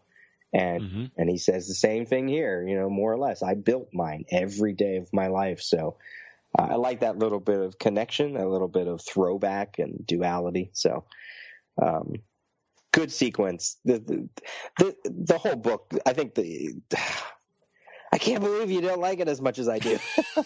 I don't know. You keep talking. You're starting to convince me. Okay, I'm gonna win you over. All right, I'll win you over, buddy. Because these next sequences are so damn good. I can't wait. That's pretty much what I had for that. What else did you have for that sequence? Anything? Let's see here. Well, okay. So Ayla says, if I let you loose, Karate Kid, the whole the Legion of Supervillains will come run. I like how it. I'm sorry, this is an aside, but the whole LSV. I doubt they would say, the character would say LSV. I don't know, maybe, but just comic book shorthand to put all these words in the bubble. But yeah, who's the letter? Costanza. Yeah. He's like, I'm not writing that out every time. Yeah. Will come running. That machine must have an alarm. And then the others wouldn't look like they would help. So, she makes this big deal about, if I try to help you escape, or we disconnect you guys from these machines, we'll just get captured again. And within a page, Karate Kid just doesn't give a damn and breaks free. I mean, and like you said, I mean, it's a very dramatic moment. It's a really cool sequence, but it's just like, Ayla's probably right. Why would you do that? Except, they got to do something, right? He can't just sit there and see his wife's planet be treated this way, and for them to possibly be murdered, right? Yeah. I just thought that was such a dichotomy of difference between the two characters in terms of how to deal with the situation. Yeah, and I mean, it certainly speaks to Light Last, the way once she got those powers of being able to turn things light or lightweight, she almost was like a shrinking Violet character, where it was a little more on the shy side or on the just the quieter side, I guess. I think the one that comes across poorly in this book for this issue is Jackie, Queen Projectra. I think she comes across a little weaker than I would want her to be. And even here, like on this page, it's okay. She's strapped to the machine. The machine is, sucking the life out of him. So I get that part. But when we get to her later, I'm kind of like, that's a little shameful. But yeah. Yeah. Well, and now that you mention it, she does prod Karate Kid on. Please don't give up. Save my world. I mean, if I were Val, how could I refuse that? Right. My wife saying, save us, save our world. Yeah, and not only just a wife, but newlyweds. Barely in a marriage, barely in a husband and wife. Yeah. All right, this next sequence, so good. Come on. So you get the Legion of Supervillains that are leaving Orlando to go fight the Legion of Superheroes, and who has stowed away but Ayla, Light Lass. And we finally, after all this teasing and whether, it was subtle or whether it hit you over the head, finally get the reveal that she has lost her Light Lass powers and she is Lightning Lass once more. Mm-hmm. So good. There's a couple big notes I have on this sequence. So one of them is about Terrace. He's an odd duck. Yeah, right? Yeah, this Scarecrow-esque character that has something to do with control of Earth, but it might be a mechanical power more than an inborn power. So this is my note I wrote about him. Okay, so this whole storyline is his first appearance. He's totally new as a character and to the readers, and I'm trying to pinpoint his role and his personality, both of them very weird. And I almost feel like he's constantly pushing the buttons of his teammates. And if it wasn't for the fact that he already tried to attack the Legion of Superheroes several times, I walked away from this scene here and thought, he feels like he's almost a plant or like a mole. Yes. Like he's a Legionnaire spy of some kind. Like under that mask, I was like, who really is this? And like, did he just throw himself in the, And I know that's not ever the case, but he comes across just weird in this sequence. Yeah. That's funny, Peter, because I had the same exact thought. Right? Because of this sequence, yeah. Why do you think that was? Why did you write that down too, do you think? Mostly it was his comment to Silver Slasher.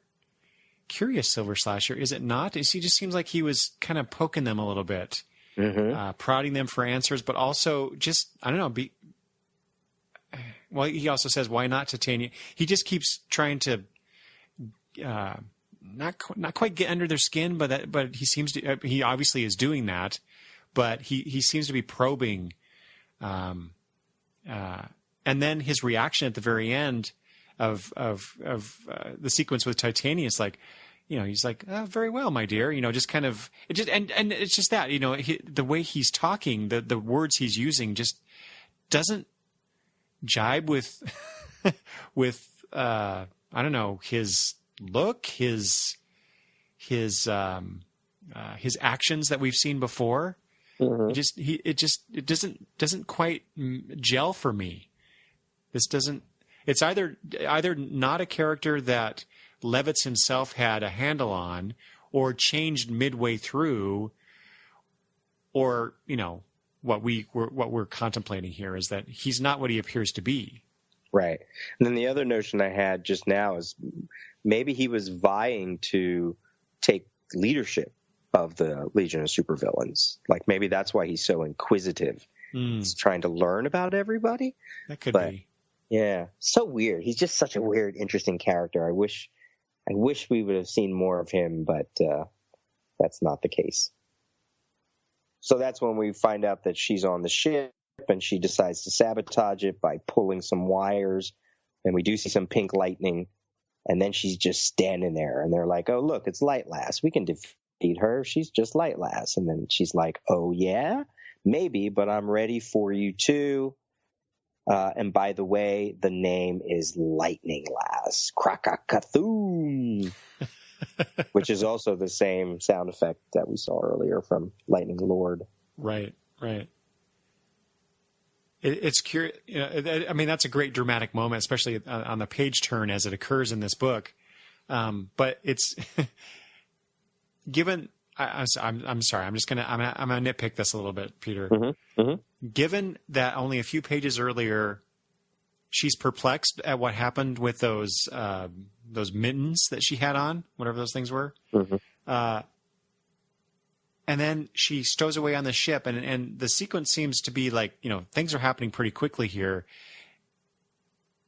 So the realization that she now has lightning powers, given only what we see on the page, it seems like a big leap for her. Right, thinking, because she says to Karate Kid, I have light powers. What is that going to do? Yeah. And then she goes, maybe she felt something when she pulls all the circuitry, and she. Mm-hmm. And I think that's true. I think that's what we're supposed to get out of it. It's just that she comes to that conclusion very quickly. I just from a storytelling standpoint, I would have liked to have a little bit more of a realization of what's going on, instead of just this big pronouncement. Well, let me take it a little step further, and so you're looking at it from a writer angle. I'm going to take it from an editor angle. So the pacing between the page turn of 10 and 11. So she says at the bottom of page 10, maybe, but I'm ready for you too. And then you turn the page, and she says, and by the way, the name is Lightning Lass. I feel like they should have taken and by the way and put that at the bottom of page 10. Yeah. So it would read, maybe, but I'm ready for you too. And by the way, page turn, the name is Lightning Lass. Like, there's too much in that word balloon there for the flow of it. Like, when I read that, I was like, oh, no, it should just be the name, not all that other, at least not the first part. So yeah. I put my little editor hat in, and of course it's all in hindsight. DC's not going to send me a check, but Oh, and to add fuel to my argument here, the following panels below that big reveal is her going, it really worked. It must, and then we get the explanation, or her contemplation about why she has her lightning powers back. But it's just, it seems like, shouldn't you have had that conversation with yourself before you decided to confront them? Anyway, I get really picky sometimes with these storytelling beats. That's the writer in you. That's the writer coming out. Yeah. I really like though that scene where she shocks the villains. She quote unquote short circuits the panel. that looks like a Giffen inspired or perhaps partially constructed panel. Mm-hmm, mm-hmm. And as well, I'm going back another previous page, but that first page of that sequence where their jump ship is blasting off from the planet, and you get those circlets. Yeah, exactly. Of them, the thrust of the vehicle. That whole page looks really cool. Yeah, that feels Giffen to me too. Yeah, exactly. He likes to play around with that kind of stuff. Yeah. I did like, you mentioned what she says there when she realizes she got her powers back, and she says, I've got my original powers back. And just the way she kind of talks about her powers, this might be a retcon, but it kind of speaks to that she never felt comfortable with them. Mm-hmm. In fact, that she almost felt inadequate. So I think it's interesting that she is embracing her powers, but I also feel like, oh, is it any wonder her and Shrinking Violet are going to get together? Because they both kind of go through this transformative thing. Oh, yeah. So I think it kind of made sense now. Like when you look, I'm very curious to see her, and we're going to get a Lightning Lass solo story after this saga. I'm curious to see how those two characters connect, and how their personalities, especially how Lightning Lass, how her personality is after this sequence, after this first 5 issues. Because now I'm sort of looking at it looking at it in a very different way because I forgot, or maybe I just never put the importance of her getting her powers back, and how that can be.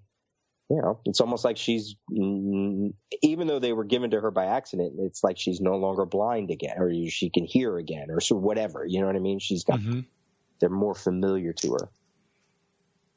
Yeah, I totally see that as a retcon of her personality, though, because I was, as you were talking, I was thinking back on the stories before this where she appeared, and I don't recall. I'm sure I'm wrong, but I don't recall her being so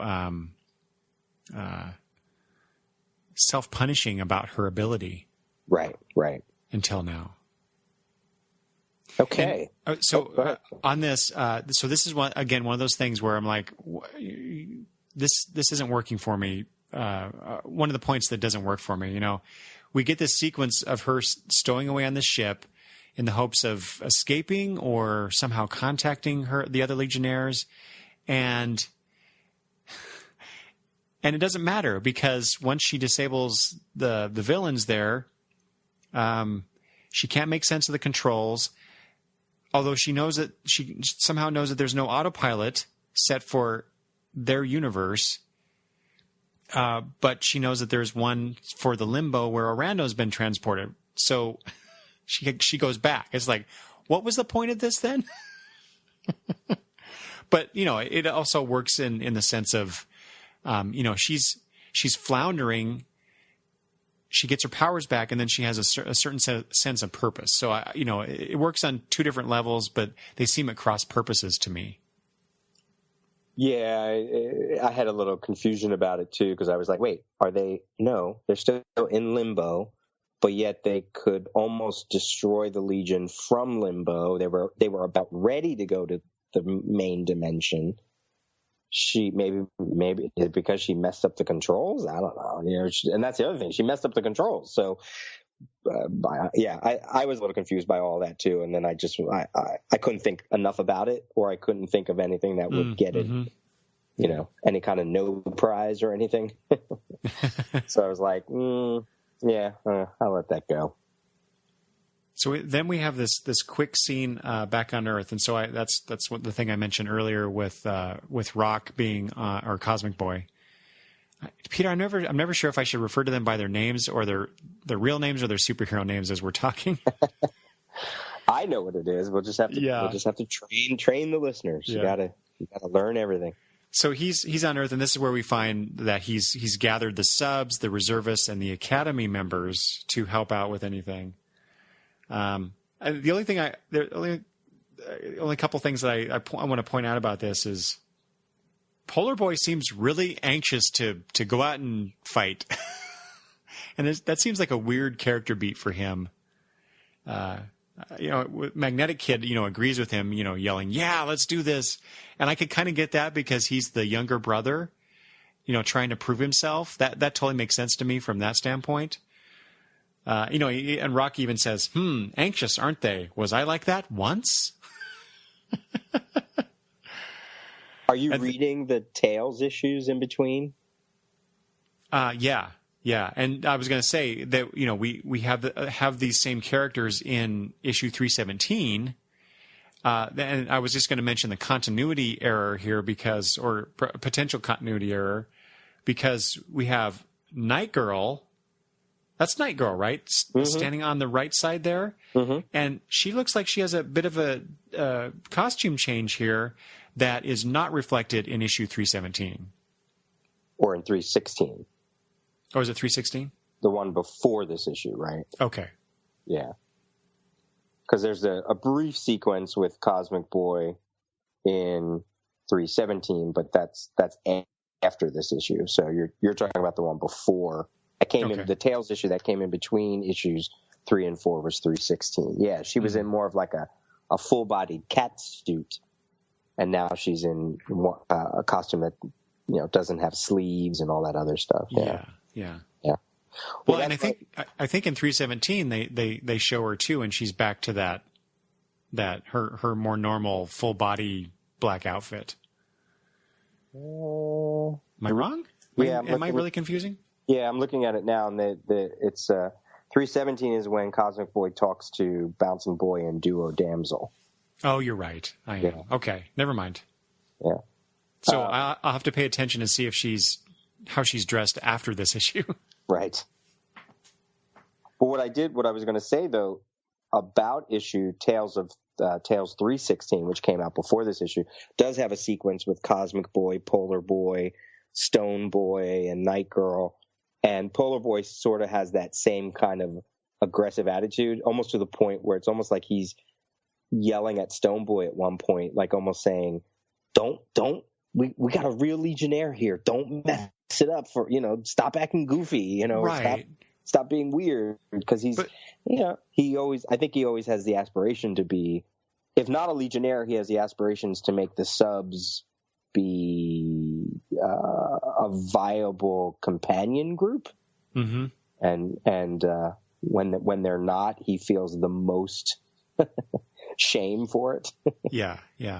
But that characterization seemed more in line with the Polar Boy that I'm familiar with, than perhaps what I'm seeing in this one tiny panel with one bit of dialogue.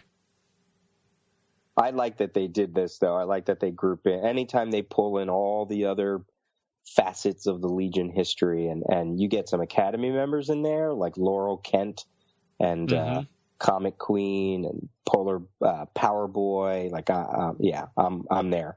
I'm like, give me more. Yeah. Those are always some of my favorite issues whenever they spotlighted the Academy members. So the Legionnaires, after Karate Kid got himself out of the machine, they all escaped, and they're all flying away. They're going to try to save a rando, something dealing with the power spheres. And Karate Kid notices something down below, notices someone. He doesn't have his flight ring because Nemesis Kid stole it at the end of issue 2.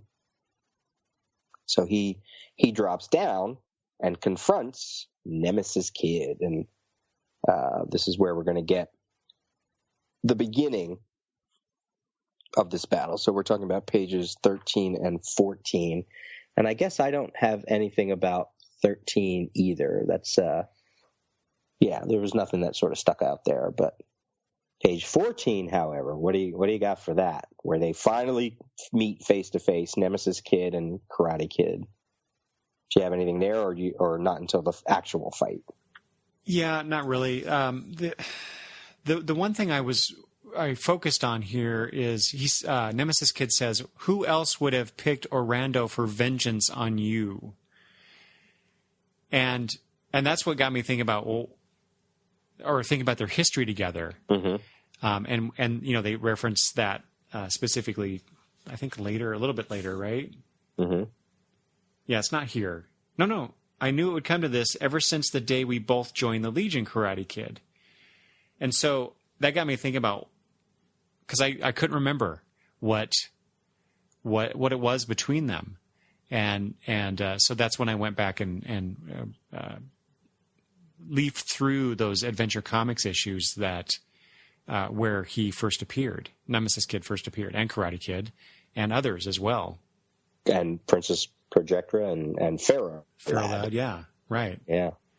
So, I don't know, do you want to talk about that now, or should we wait until a little bit later?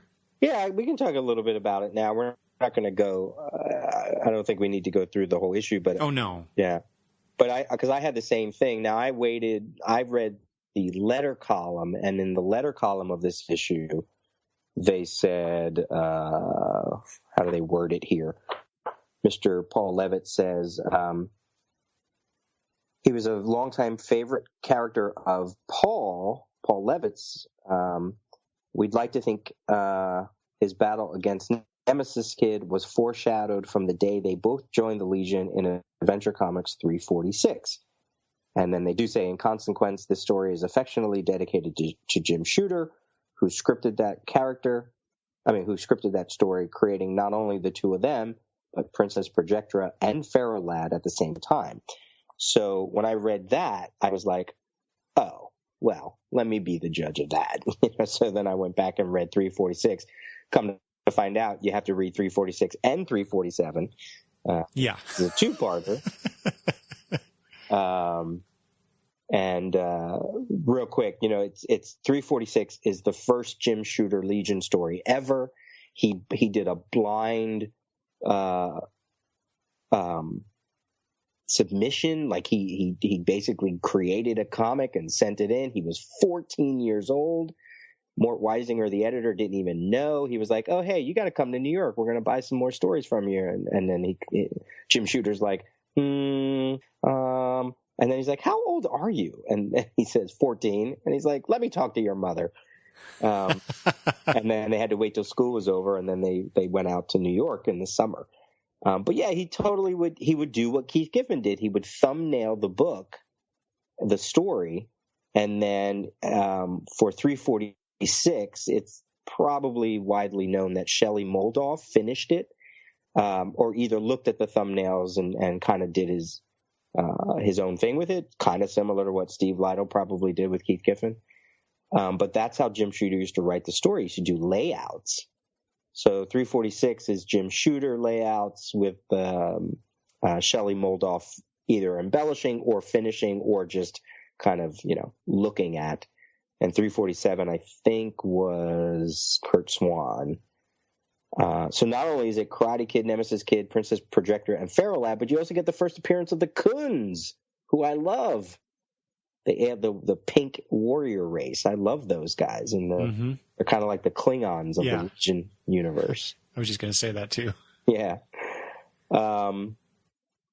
So then when I read that, the way the story is, it's a typical Legion story where they're trying to save something. They split up, and then they start accusing another Legionnaire for no reason whatsoever. And they accuse Karate Kid of sort of sabotaging Earth's defenses because the Khunds are going to attack. And then it turns out that it wasn't Karate Kid. The traitor in the midst was Nemesis Kid. And I love when he's like, "Oh, I thought you were talking to me. That's why I outed myself, because you said kid, because you said kid, but you meant Karate Kid, and I thought you were meaning Nemesis Kid." I was like, "Oh God." They're so whimsical and charmy back then. It's something a 14-year-old would come up with. Exactly. And there was a little bit of confrontation there where it wasn't necessarily aimed at Karate Kid when Nemesis Kid actually kind of condemns the group, but then he vanishes because he just says, "I'll get you for this," but he's not really talking to anybody once they figure out the plan. But then at the end, he's like, I can develop the superpowers needed to defeat anybody. I never tried it on more than one foe, but I'm ready to make a stab at it now. And then he just vanishes. And he disappears. But there's no real sort of major confrontation between Karate Kid and Nemesis Kid. But I guess just because of the name thing, I guess that was enough to kind of say, Paul Levitt's probably mined it and go, "Oh, look, I could probably do something with this." Yeah, it's based on that original confrontation and what we get now. It seems really kind of flimsy, that connection. Yeah. I think it has more just to do with if we take it from the Legion aspect where they were blaming Karate Kid, but then it turns out to be Nemesis Kid. I guess you could maybe make the connection that way, but it's still not as grounded as the story made it out to seem. Right. Yeah. And I don't know, maybe there was some other appearances. That's one thing I forgot to check on, where they did have some other confrontations with each other, but I'm just based on my really flimsy memory, I don't recall any. I think the strongest thing for me in this page and in the fight sequence that's coming up is if we go back to, again, page 1, issue 1 of the Baxter run, the very first caption, one of the first captions, technology develops, worlds themselves evolve, yet psyches remain much the same, as do passions, families, friends, lovers, and lunatics, and let not be forgotten villains, all can be tempted by the sweet taste of vengeance. And that speaks a lot of, I think, what's going here. Like, Nemesis Kid there on page 14. Remember that as you die, you are a man, only a man, one man, for all your training, and that your death will open my reign. I knew it would come to this, like you said, that one thing where he's like, I knew it would come to this. It kind of makes him weak. Nemesis Kid is just a punk. And I got that from the Adventure Comics issue. When you first see him, he's like, he picks opportunities to make himself a nemesis, if you want to use his name, but they're not really weighted, right? They're just, what's his motivation? What's his motivation in Adventure Comics? What's his motivation here? Just to get back at Karate Kid. He's like, what a sad little man. And I brought back to to issue 1 where Paul Levitz is, kind of condemning that aspect about people. And also saying that not only is it from the villain side, but it is also from the hero sides too. Because, what does Val do? He does jump down to confront Nemesis Kid. So in a way, he says, I have a personal score to settle first. Like, he's tempted too by that whole vengeance thing. Maybe not as evilly as Nemesis Kid, but I thought it was interesting that they let him go. The Legionnaires just kind of let him go. I don't know. I think if I was a Legionnaire, I'd be like, I don't know if we should let him go do that. Something could happen. So I like that little build-up. But at least Karate Kid has a bit more obvious motivation. Sure. He's been kidnapped. His wife is kidnapped. They've both been threatened. Yep. The villains are threatening to kill them. They steal the planet. So he has motivation to at least stop Nemesis Kid. Yeah. I don't get the sense he's out to kill him. Him being a Legionnaire and all, but and also a good guy.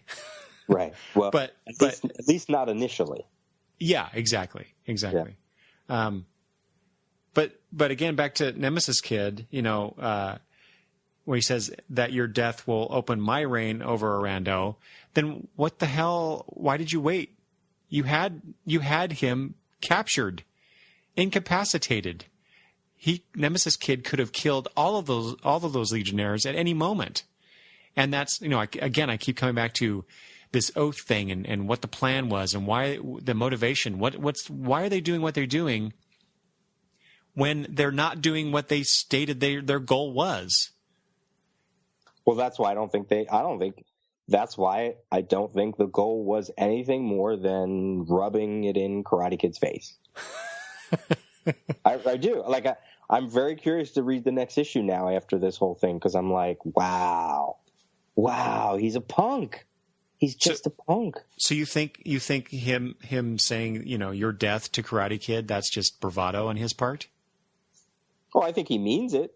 I don't know if that's what you're asking. I mean, I do think he means it. Okay. But maybe he's trying to take the humiliation so far. Not only is it about stealing the planet, keeping him captured, but putting that planet in a whole other universe and then using that planet to take over that universe. Like, it's like just adding more and more and heaping more humiliation on top of it. And every great villain wants their hero to live through all that so that they can break them, because even in the fight, let's skip over that one page, that one little confrontation between the other Legionnaires for a second. Let's just go to it, because we're in that conversation now. Like, we're in this fight. Like, even in that fight, I feel like he's toying with them. I have to say, I do think this fight is very brutal. I was surprised when I read it. I remembered it as soon as I started reading. I remembered it, but I was also surprised. I was like, "Whoa!" This is one of those moments where I was like, "Okay, now this book suddenly got serious here." Mm-hmm. Yeah. And this is probably the reason why I remember this particular issue as much as I do is the brutality of this fight. The physicality shown on the page is just it was very different from anything I'd read at that time. Well, it was very different from the fights we saw in issue 3, like those big splash page fights. Like nobody was. There was no blood. They weren't like, okay. So juxtapose it to the scene there on page 18 where the Legion of Supervillains and the Legion of Superheroes are fighting. I mean, they're fighting, but I don't necessarily get the evil behind it necessarily. There's some things that happen. Ultra Boy gets zapped. They're beating up on Chameleon Boy. I always forget what his if he's a boy, kid, lad. But it doesn't feel the same as the Nemesis Kid and Karate Kid fight. Oh yeah, it's very tame in comparison, really. Yeah. And speaking of, you mentioned blood. Speaking of the blood, that's one of the things that in the Legion companion book was talked about. So apparently, it was felt that the red blood in the issue accentuated the kind of like the grittiness of the fight. Like a street level beatdown type of thing. And Paul Levitz left clear instructions to keep the blood red during production, because he was afraid that someone down the production line would change it. He said, "This is a quote. Make sure this stay." Well, this is Lytle saying this about what Levis said. Make sure this stays gory. This should be a dramatic scene. So I'm wondering if you were reading this month to month to month, which I was not at the time, because I only got into the Baxter run. Even though I was reading the newsstand, by the time my subscription for the Baxter run started, it was like issues 13 or something like that. So I had to go back and get these in back issue. I wonder if, as we were saying before, all those other confrontations seem kind of light and tame, and then you get to this. I wondered what it felt like. And we could read some letters, from people who wrote in about this issue, but I have to imagine it was a marked difference. Mm-hmm. And it's like on page 20. On page 19, the Karate Kid is sort of down and out, and this is the sequence where Jackie fights Nemesis, or confronts Nemesis Kid, and Nemesis Kid just puts the beat down on her. And I don't know her character prior to this story, because when I was reading Legion, she was often married and she was not a Legionnaire, so I don't know how powerful she was. I don't know if she was a fighter. Did she rely on her illusions? But she doesn't last long in this battle. And no. And I know it's all just so that Karate Kid can get up and save the day, but I was kind of like, ooh, ouch, that's rough. Yeah, there's a point. So there's like 3 pages where 3 panels where Nemesis Kid is confronting Jackie, and you get this. They're very much in the background, and you don't really see much. He's obviously punching her, but you don't really get to see like the visceralness of it. Mm-hmm. The next panel, it's closer, because Val's coming up, walking towards them. So you're following him, but the top half of the bodies are cut off, so you're not seeing the brutality of what Nemesis Kid is doing to Karate Kid's wife. And then the bottom panel, you see him slapping Jackie. Finally, you see something, but it was interesting that it was constructed this way, given the fact that his wife being beaten is the motivation for him to get up and confront Nemesis Kid again. Yeah. I just thought that was a weird tonal shift.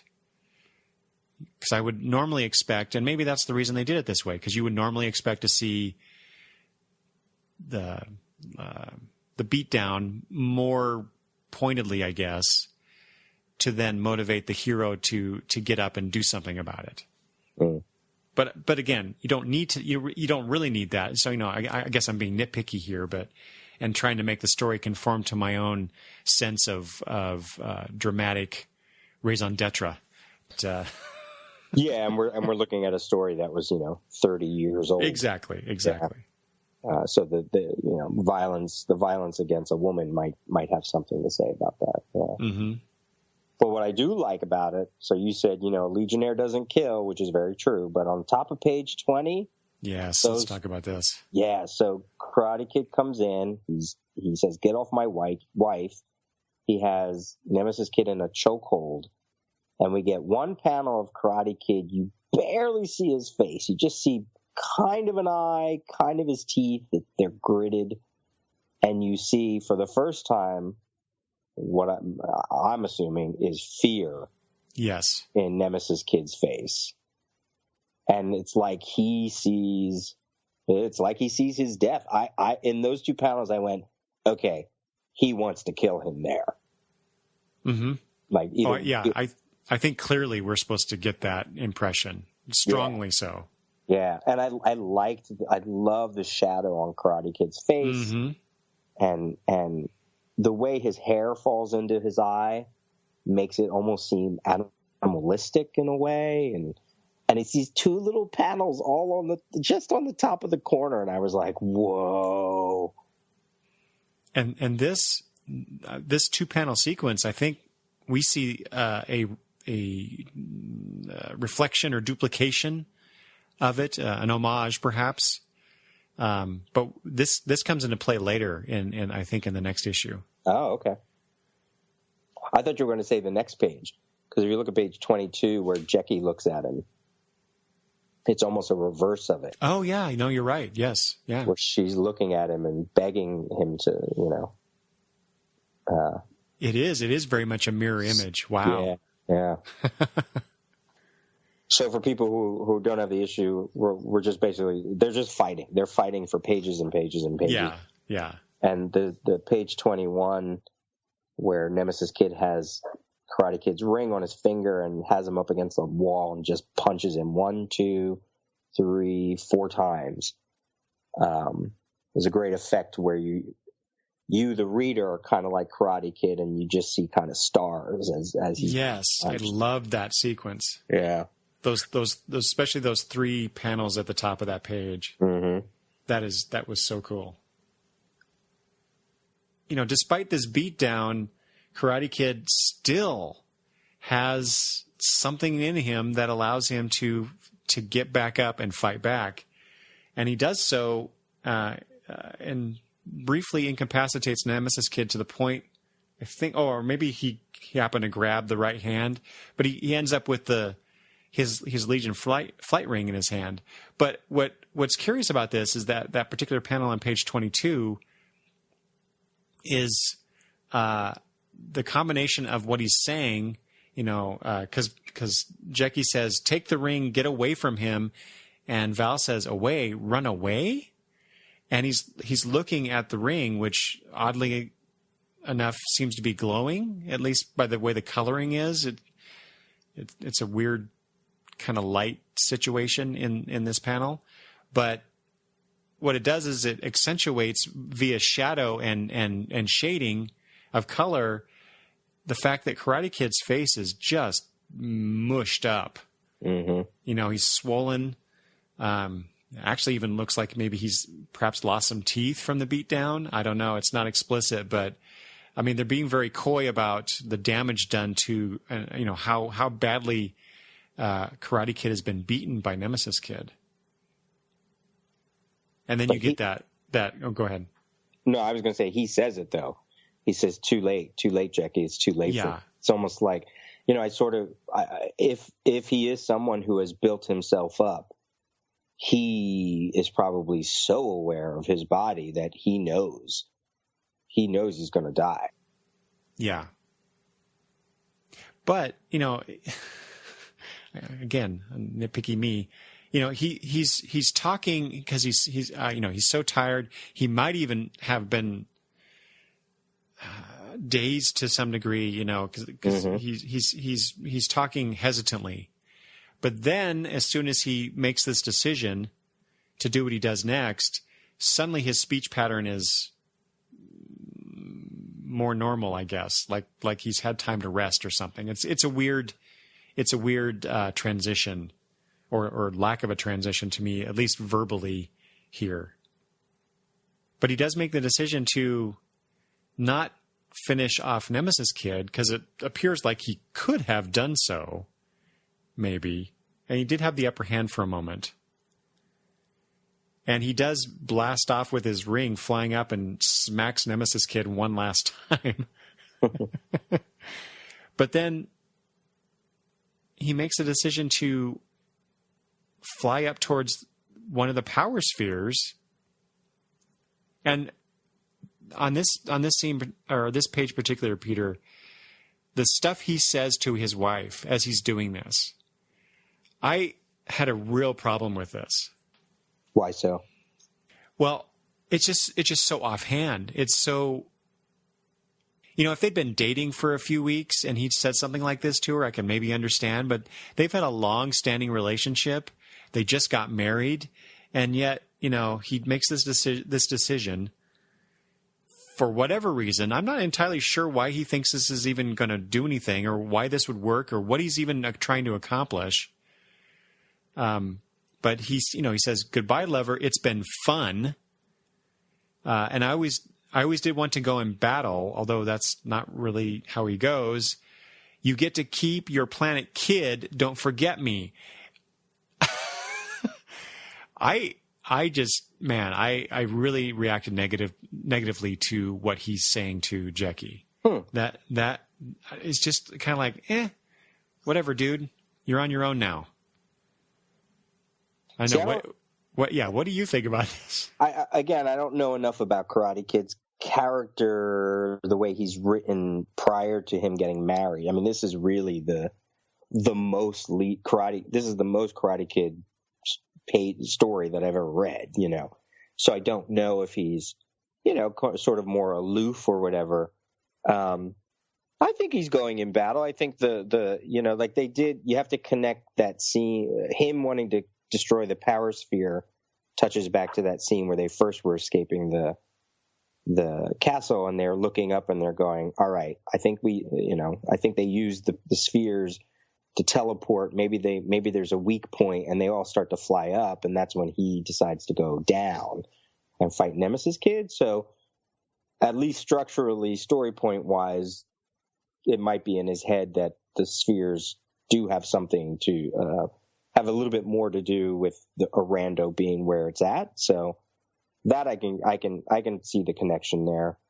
It feels maybe it's Paul Levitt's trying to give him the John Wayne kind of swagger off into the sunset kind of thing, I don't know if it speaks to his character or not. So I can certainly see why it would feel jarring.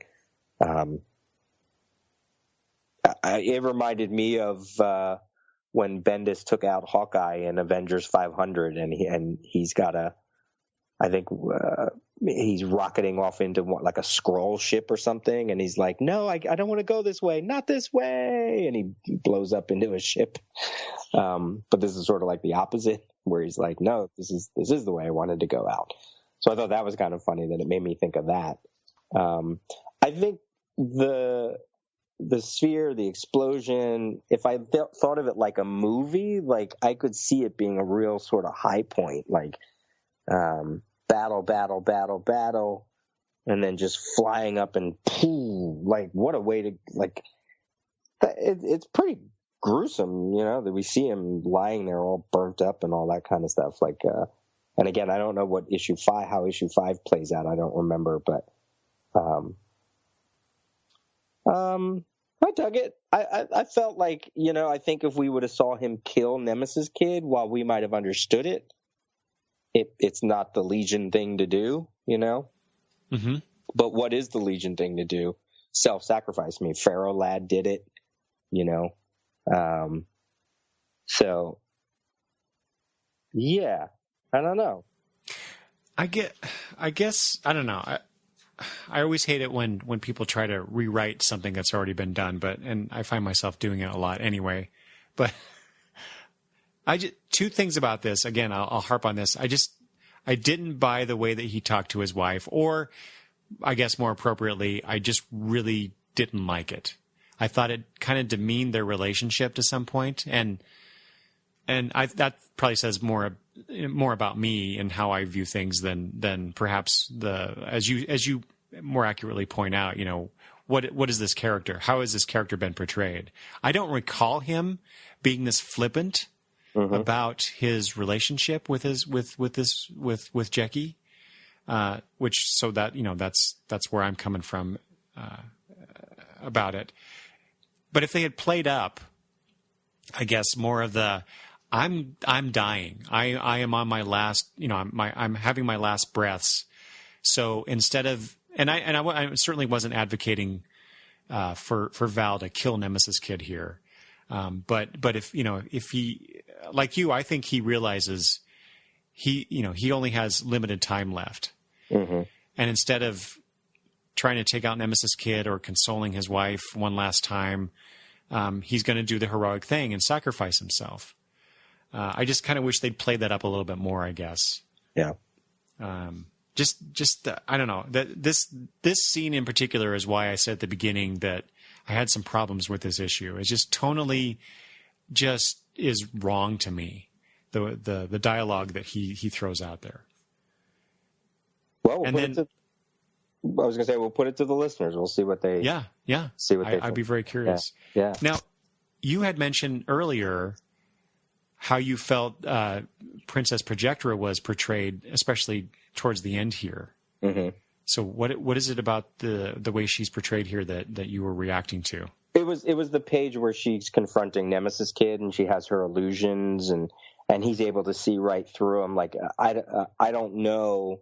I think I said before, like, is she a fighter? Like, is she so reliant on her illusions that he can get one punch off of her and she can't fight back at all? Like that to me made me go, oh, yeah, sure. She just came out of being imprisoned longer than the other Legionnaires. So she could be weaker. She's obviously not a fighter like Karate Kid is, but, when Nemesis Kid was putting the beat down on her, I was like, does she not fight at all? Like she didn't get one lick in there. Okay, I guess. But maybe it's because she's weak. Maybe she's so reliant on the illusions, or that's just what they wanted to tell because they wanted to make it a little more dramatic for Karate Kid. So I thought the little sacrifice of showing the true Legionnaire in her, if there is one, but that's the thing. I don't know how skilled she actually is. Yeah. And then you get, Val goes in the power sphere, blows up, and you notice that this is an aside, but the sound effect is Cthulhu. Mm-hmm. And what was it just occurred to me as I was looking at this. What was the Krakathum? Yeah, so it's similar, but which I guess makes sense. It's power sphere, electric power, whatever. But he says, "Don't forget me," and boom, and then you hear Jackie wailing Val. I don't know. That just seemed like a weird punctuation to that particular panel. That the ending of that scene with her. I mean, it totally makes sense that she would be crying out or something, but she did that on the previous page, calling out to Val. I don't know. Again, it's just, she's in grief. She's allowed a couple more screams. I know. She's losing I'm being too harsh. Man. Yeah, you are.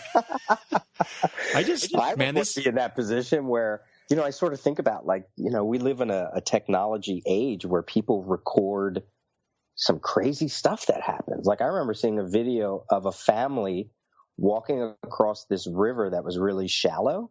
And then all of a sudden the water picked up and swept them all the way over a waterfall, like 5 people just right over a waterfall. Oh my God. And I was like, and I'm like, and they screamed, people screamed while it was happening, like all you can do is scream.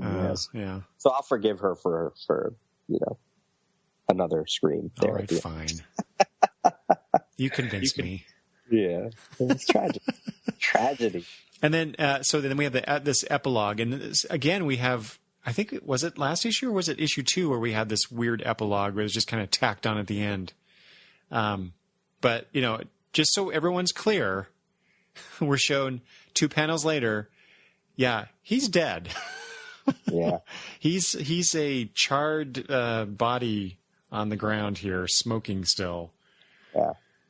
And the only other thing I wanted to say about the very end of this is that the last panel shows Ayla is still on the ship heading back, and it says, "And one is coming back to risk her life for theirs." And I thought it was interesting that they're really playing up Ayla as the heroic character, coming in to save the day, so to speak, or at least implying that she might be doing that. Right. That last epilogue with those 4 panels kind of reminded me of what Jeff Johns does later, years later, where he does a whole page of that, but it's about the future, like stories in the future. Oh, yeah. And I wondered if maybe he got, because I'm pretty sure he was a fan of this run too. So I like that little epilogue there. Mm. Feels very like on the next episode of Legion of Superheroes. Yeah. And, I skipped over this in my notes, but I wanted to mention this. So correct me if I'm wrong, Peter, but Karate Kid, his death here is the first time a Legionnaire was sacrificed since Chemical King in Superboy and the Legion of Superheroes 228 in 1977. Wow. And their deaths both involve some sort of energy sphere. I thought that was bizarre. Yeah, I never read that, so I don't know. Yeah, Chemical King absorbs the power of this sphere, this energy sphere, or this bomb or something to prevent World War whichever war it was, whichever number it was. I'm forgetting the details now, but but yeah. So Pharaoh Lad sacrificed himself, Chemical King, and Karate Kid. I'm sure there's others I'm not remembering at the moment, but so in other words, Legionnaires sacrificing themselves for the greater good is it's a long tradition, actually. So do you feel a little differently by the end of this, or do you still feel the same? A little bit. I think mostly. I think I erroneously attributed the way I was feeling about the ending to the issue as a whole. Okay. And that's not fair. Right.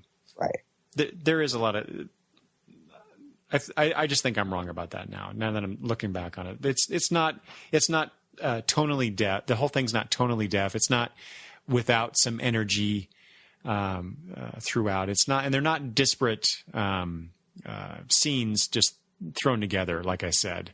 So, yeah, I just think I still stand by my statement that the ending is not. It wasn't perhaps written as well as it could have been. At least the dialogue, anyway. Mm-hmm. But yeah, maybe they could have maybe took one chunk of the fight out, like just maybe one page of the fight out, and gave a little bit more between Jackie and Val. Yeah, exactly. Or that's not what they wanted. Here's the thing. All right, so I'm gonna sort of what you did with Mecht and the 5 years later. Did Paul Levitz have a plan for Projectra? Mm-hmm. I mean, we know what that is. I don't want to say it just yet because if readers haven't read the Baxter run, they don't know what we're talking about. But maybe he didn't want a big confrontation between Karate Kid and her because he knew what he was going to do with her. I don't know. I don't know how far back that little nugget plays. So that's totally unproofed speculation. It has no bit of evidence whatsoever. Right.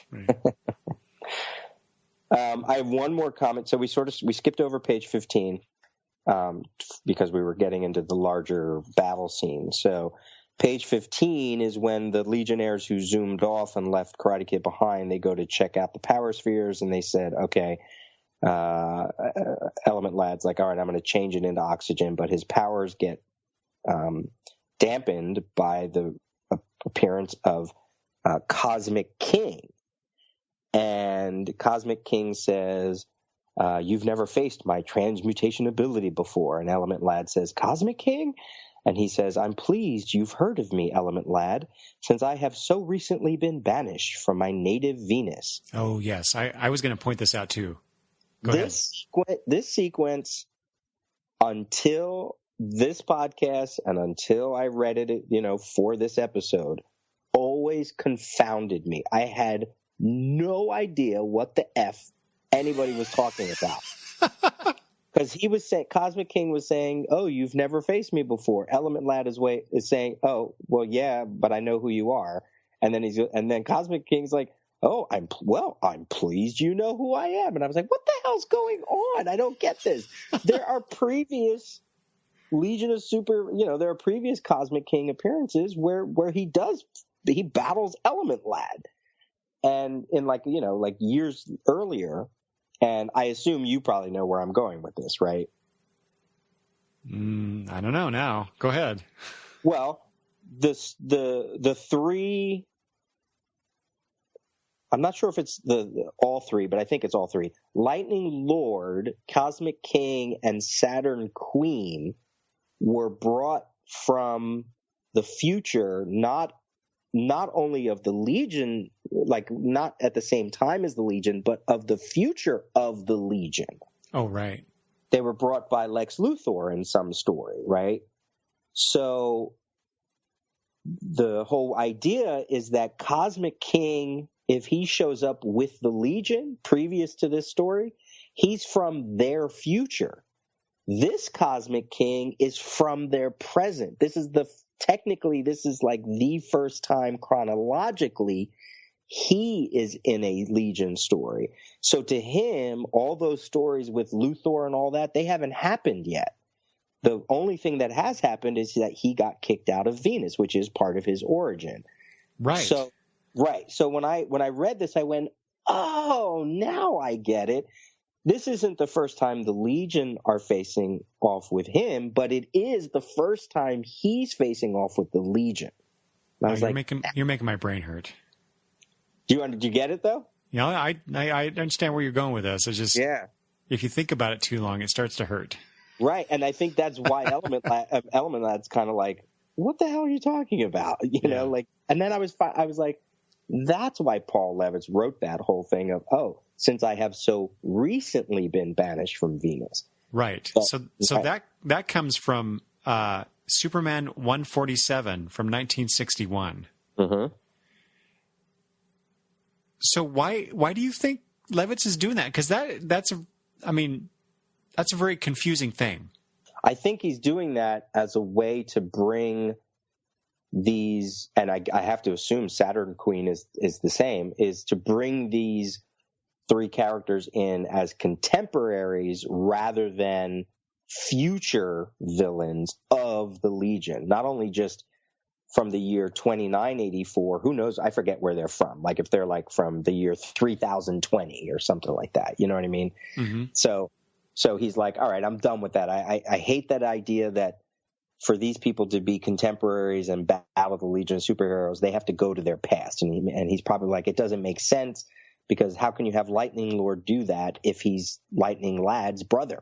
It doesn't make sense that you would bring him back from the future. You know what I mean? So maybe this is his way of going, oh, all I got to do is show him in the present before he ever even, has those battles. Yeah, but it's such a tiny piece. Mm-hmm. With Levitz calling attention to it like this, it really sticks out. It's Paul Levitz putting on his Roy Thomas hat is what it is. Yeah, it is. Yeah. It's everything that Roy Thomas did with All-Star Squadron, where he would have like 2 panels of an explanation of something, and it's a way to connect, stories in the past. John Byrne used to do it a lot too, and he used to always stand out. It's like, oh, this is obviously the writer trying to fix something, And this was Paul Levitz's way of saying, oh, by the way, this Cosmic King is not from the future. He's the present one. And for the life of me, like I said, it never made sense until I was able to look at previous issues and then realize, oh. So I like that. I like the DC nut in me, or the continuity nut, or it's a gimmick. It's a retcon.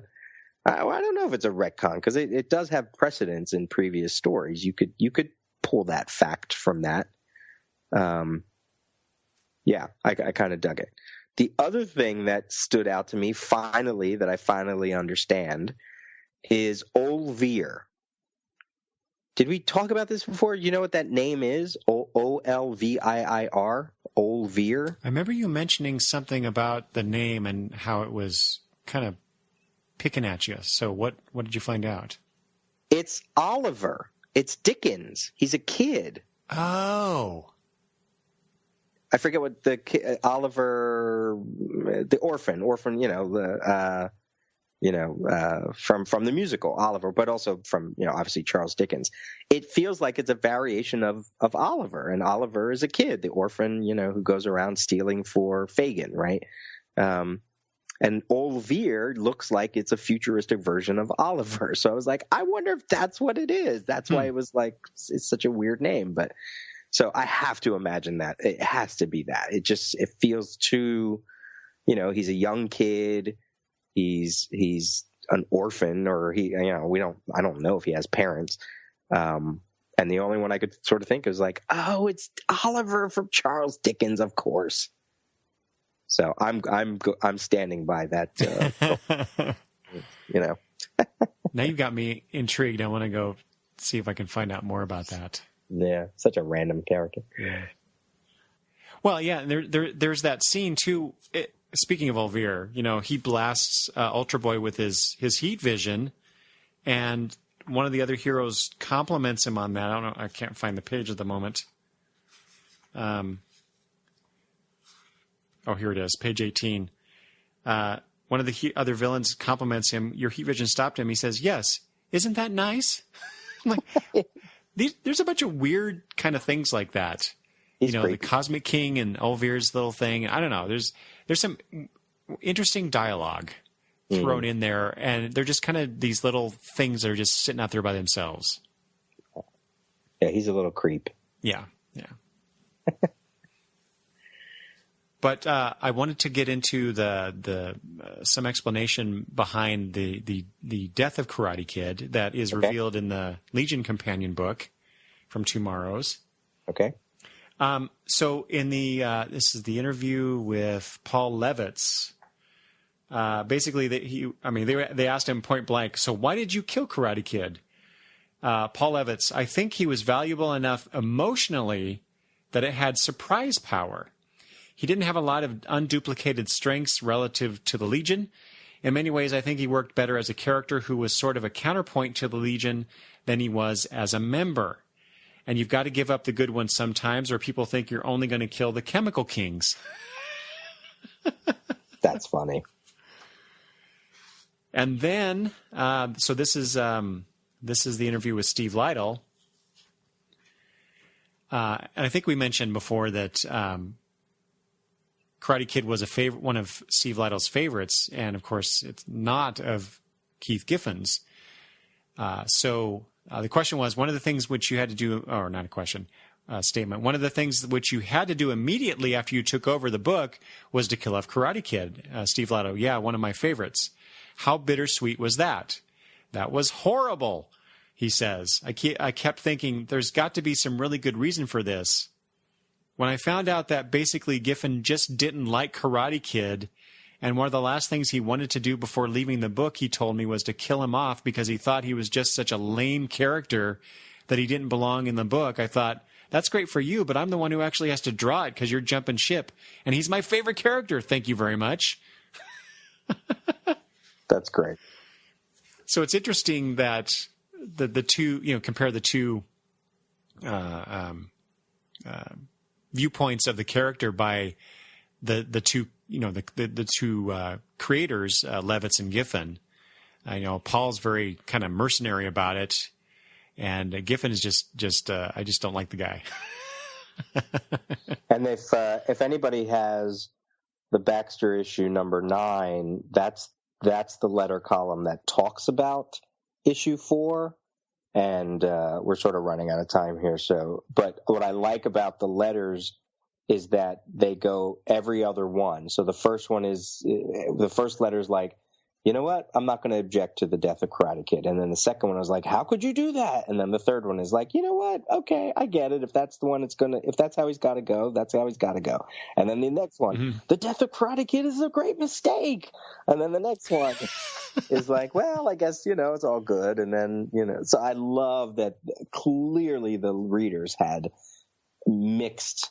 It probably was almost tied of who did and who didn't like that issue, or at least the death of that character. So it was fun reading the reactions to that.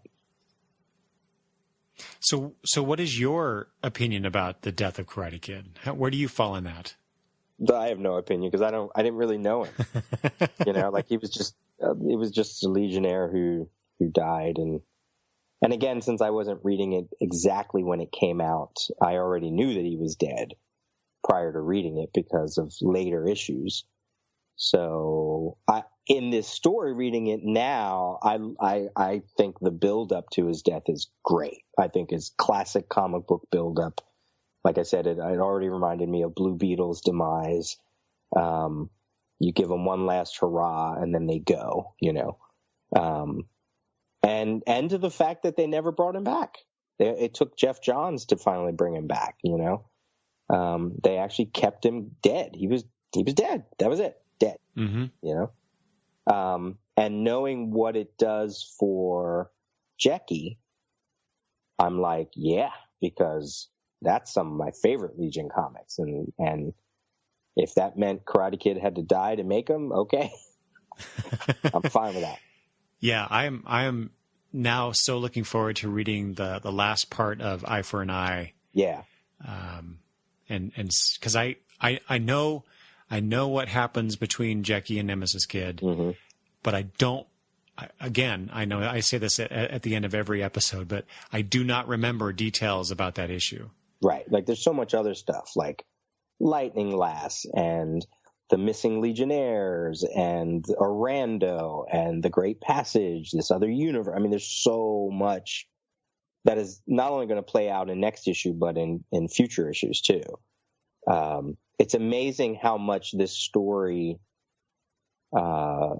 seeded a lot of different branches of what's going to happen in the next 2 years. So for that, it's definitely it's been up and down. Reading it again, it's been up and down. But yeah, I'm excited for this next episode. Yeah. All right. Anything else? No, I think that's it. Yeah. That was a lot. Yeah. As usual. Yeah. Lots to talk about. All right. So if you want to send us email, Peter at the Daily Rios. Or longboxreview@gmail.com. And we will come back to episode 5, and we'll wrap this baby up. And, by all means, again, please send us emails not only about your reactions to the episode you're listening to, but what I'm jonesing to get are reactions about the next issue. So like if you're reading along with us and you already have thoughts about issue 5, send it to us now. As soon as you hear this episode, because then we can include it in our larger discussion. Like if Eric and I are at odds with something, it might be fun to have like another reader's, point of view, because then it just gives us like another place to go with the discussion. So, or maybe they're just, waiting to hear what we have to say. But yeah, we want to hear what you want to say. Yeah, for sure. Yeah. All right, Eric. Another one wrapped up. Are we going to do our call again? Oh, let's do it. We didn't practice, so That's all right. Just give us a 1, 2, 3. All right. 1, 2, 3. Long live the Legion Project Podcast. See, in my ear, we're saying it at the same time, but probably you're hearing a delay. You're at a delay, yeah. So I don't know. Well, I'm hearing it at the same time. Okay. And I can edit it. See, that's the beauty of editing. I just layer it right on top of each other. So that's all. There you go. Do that. I will. Anyway. Thanks for listening, everybody. See ya. See you next time. Bye. Bye-bye.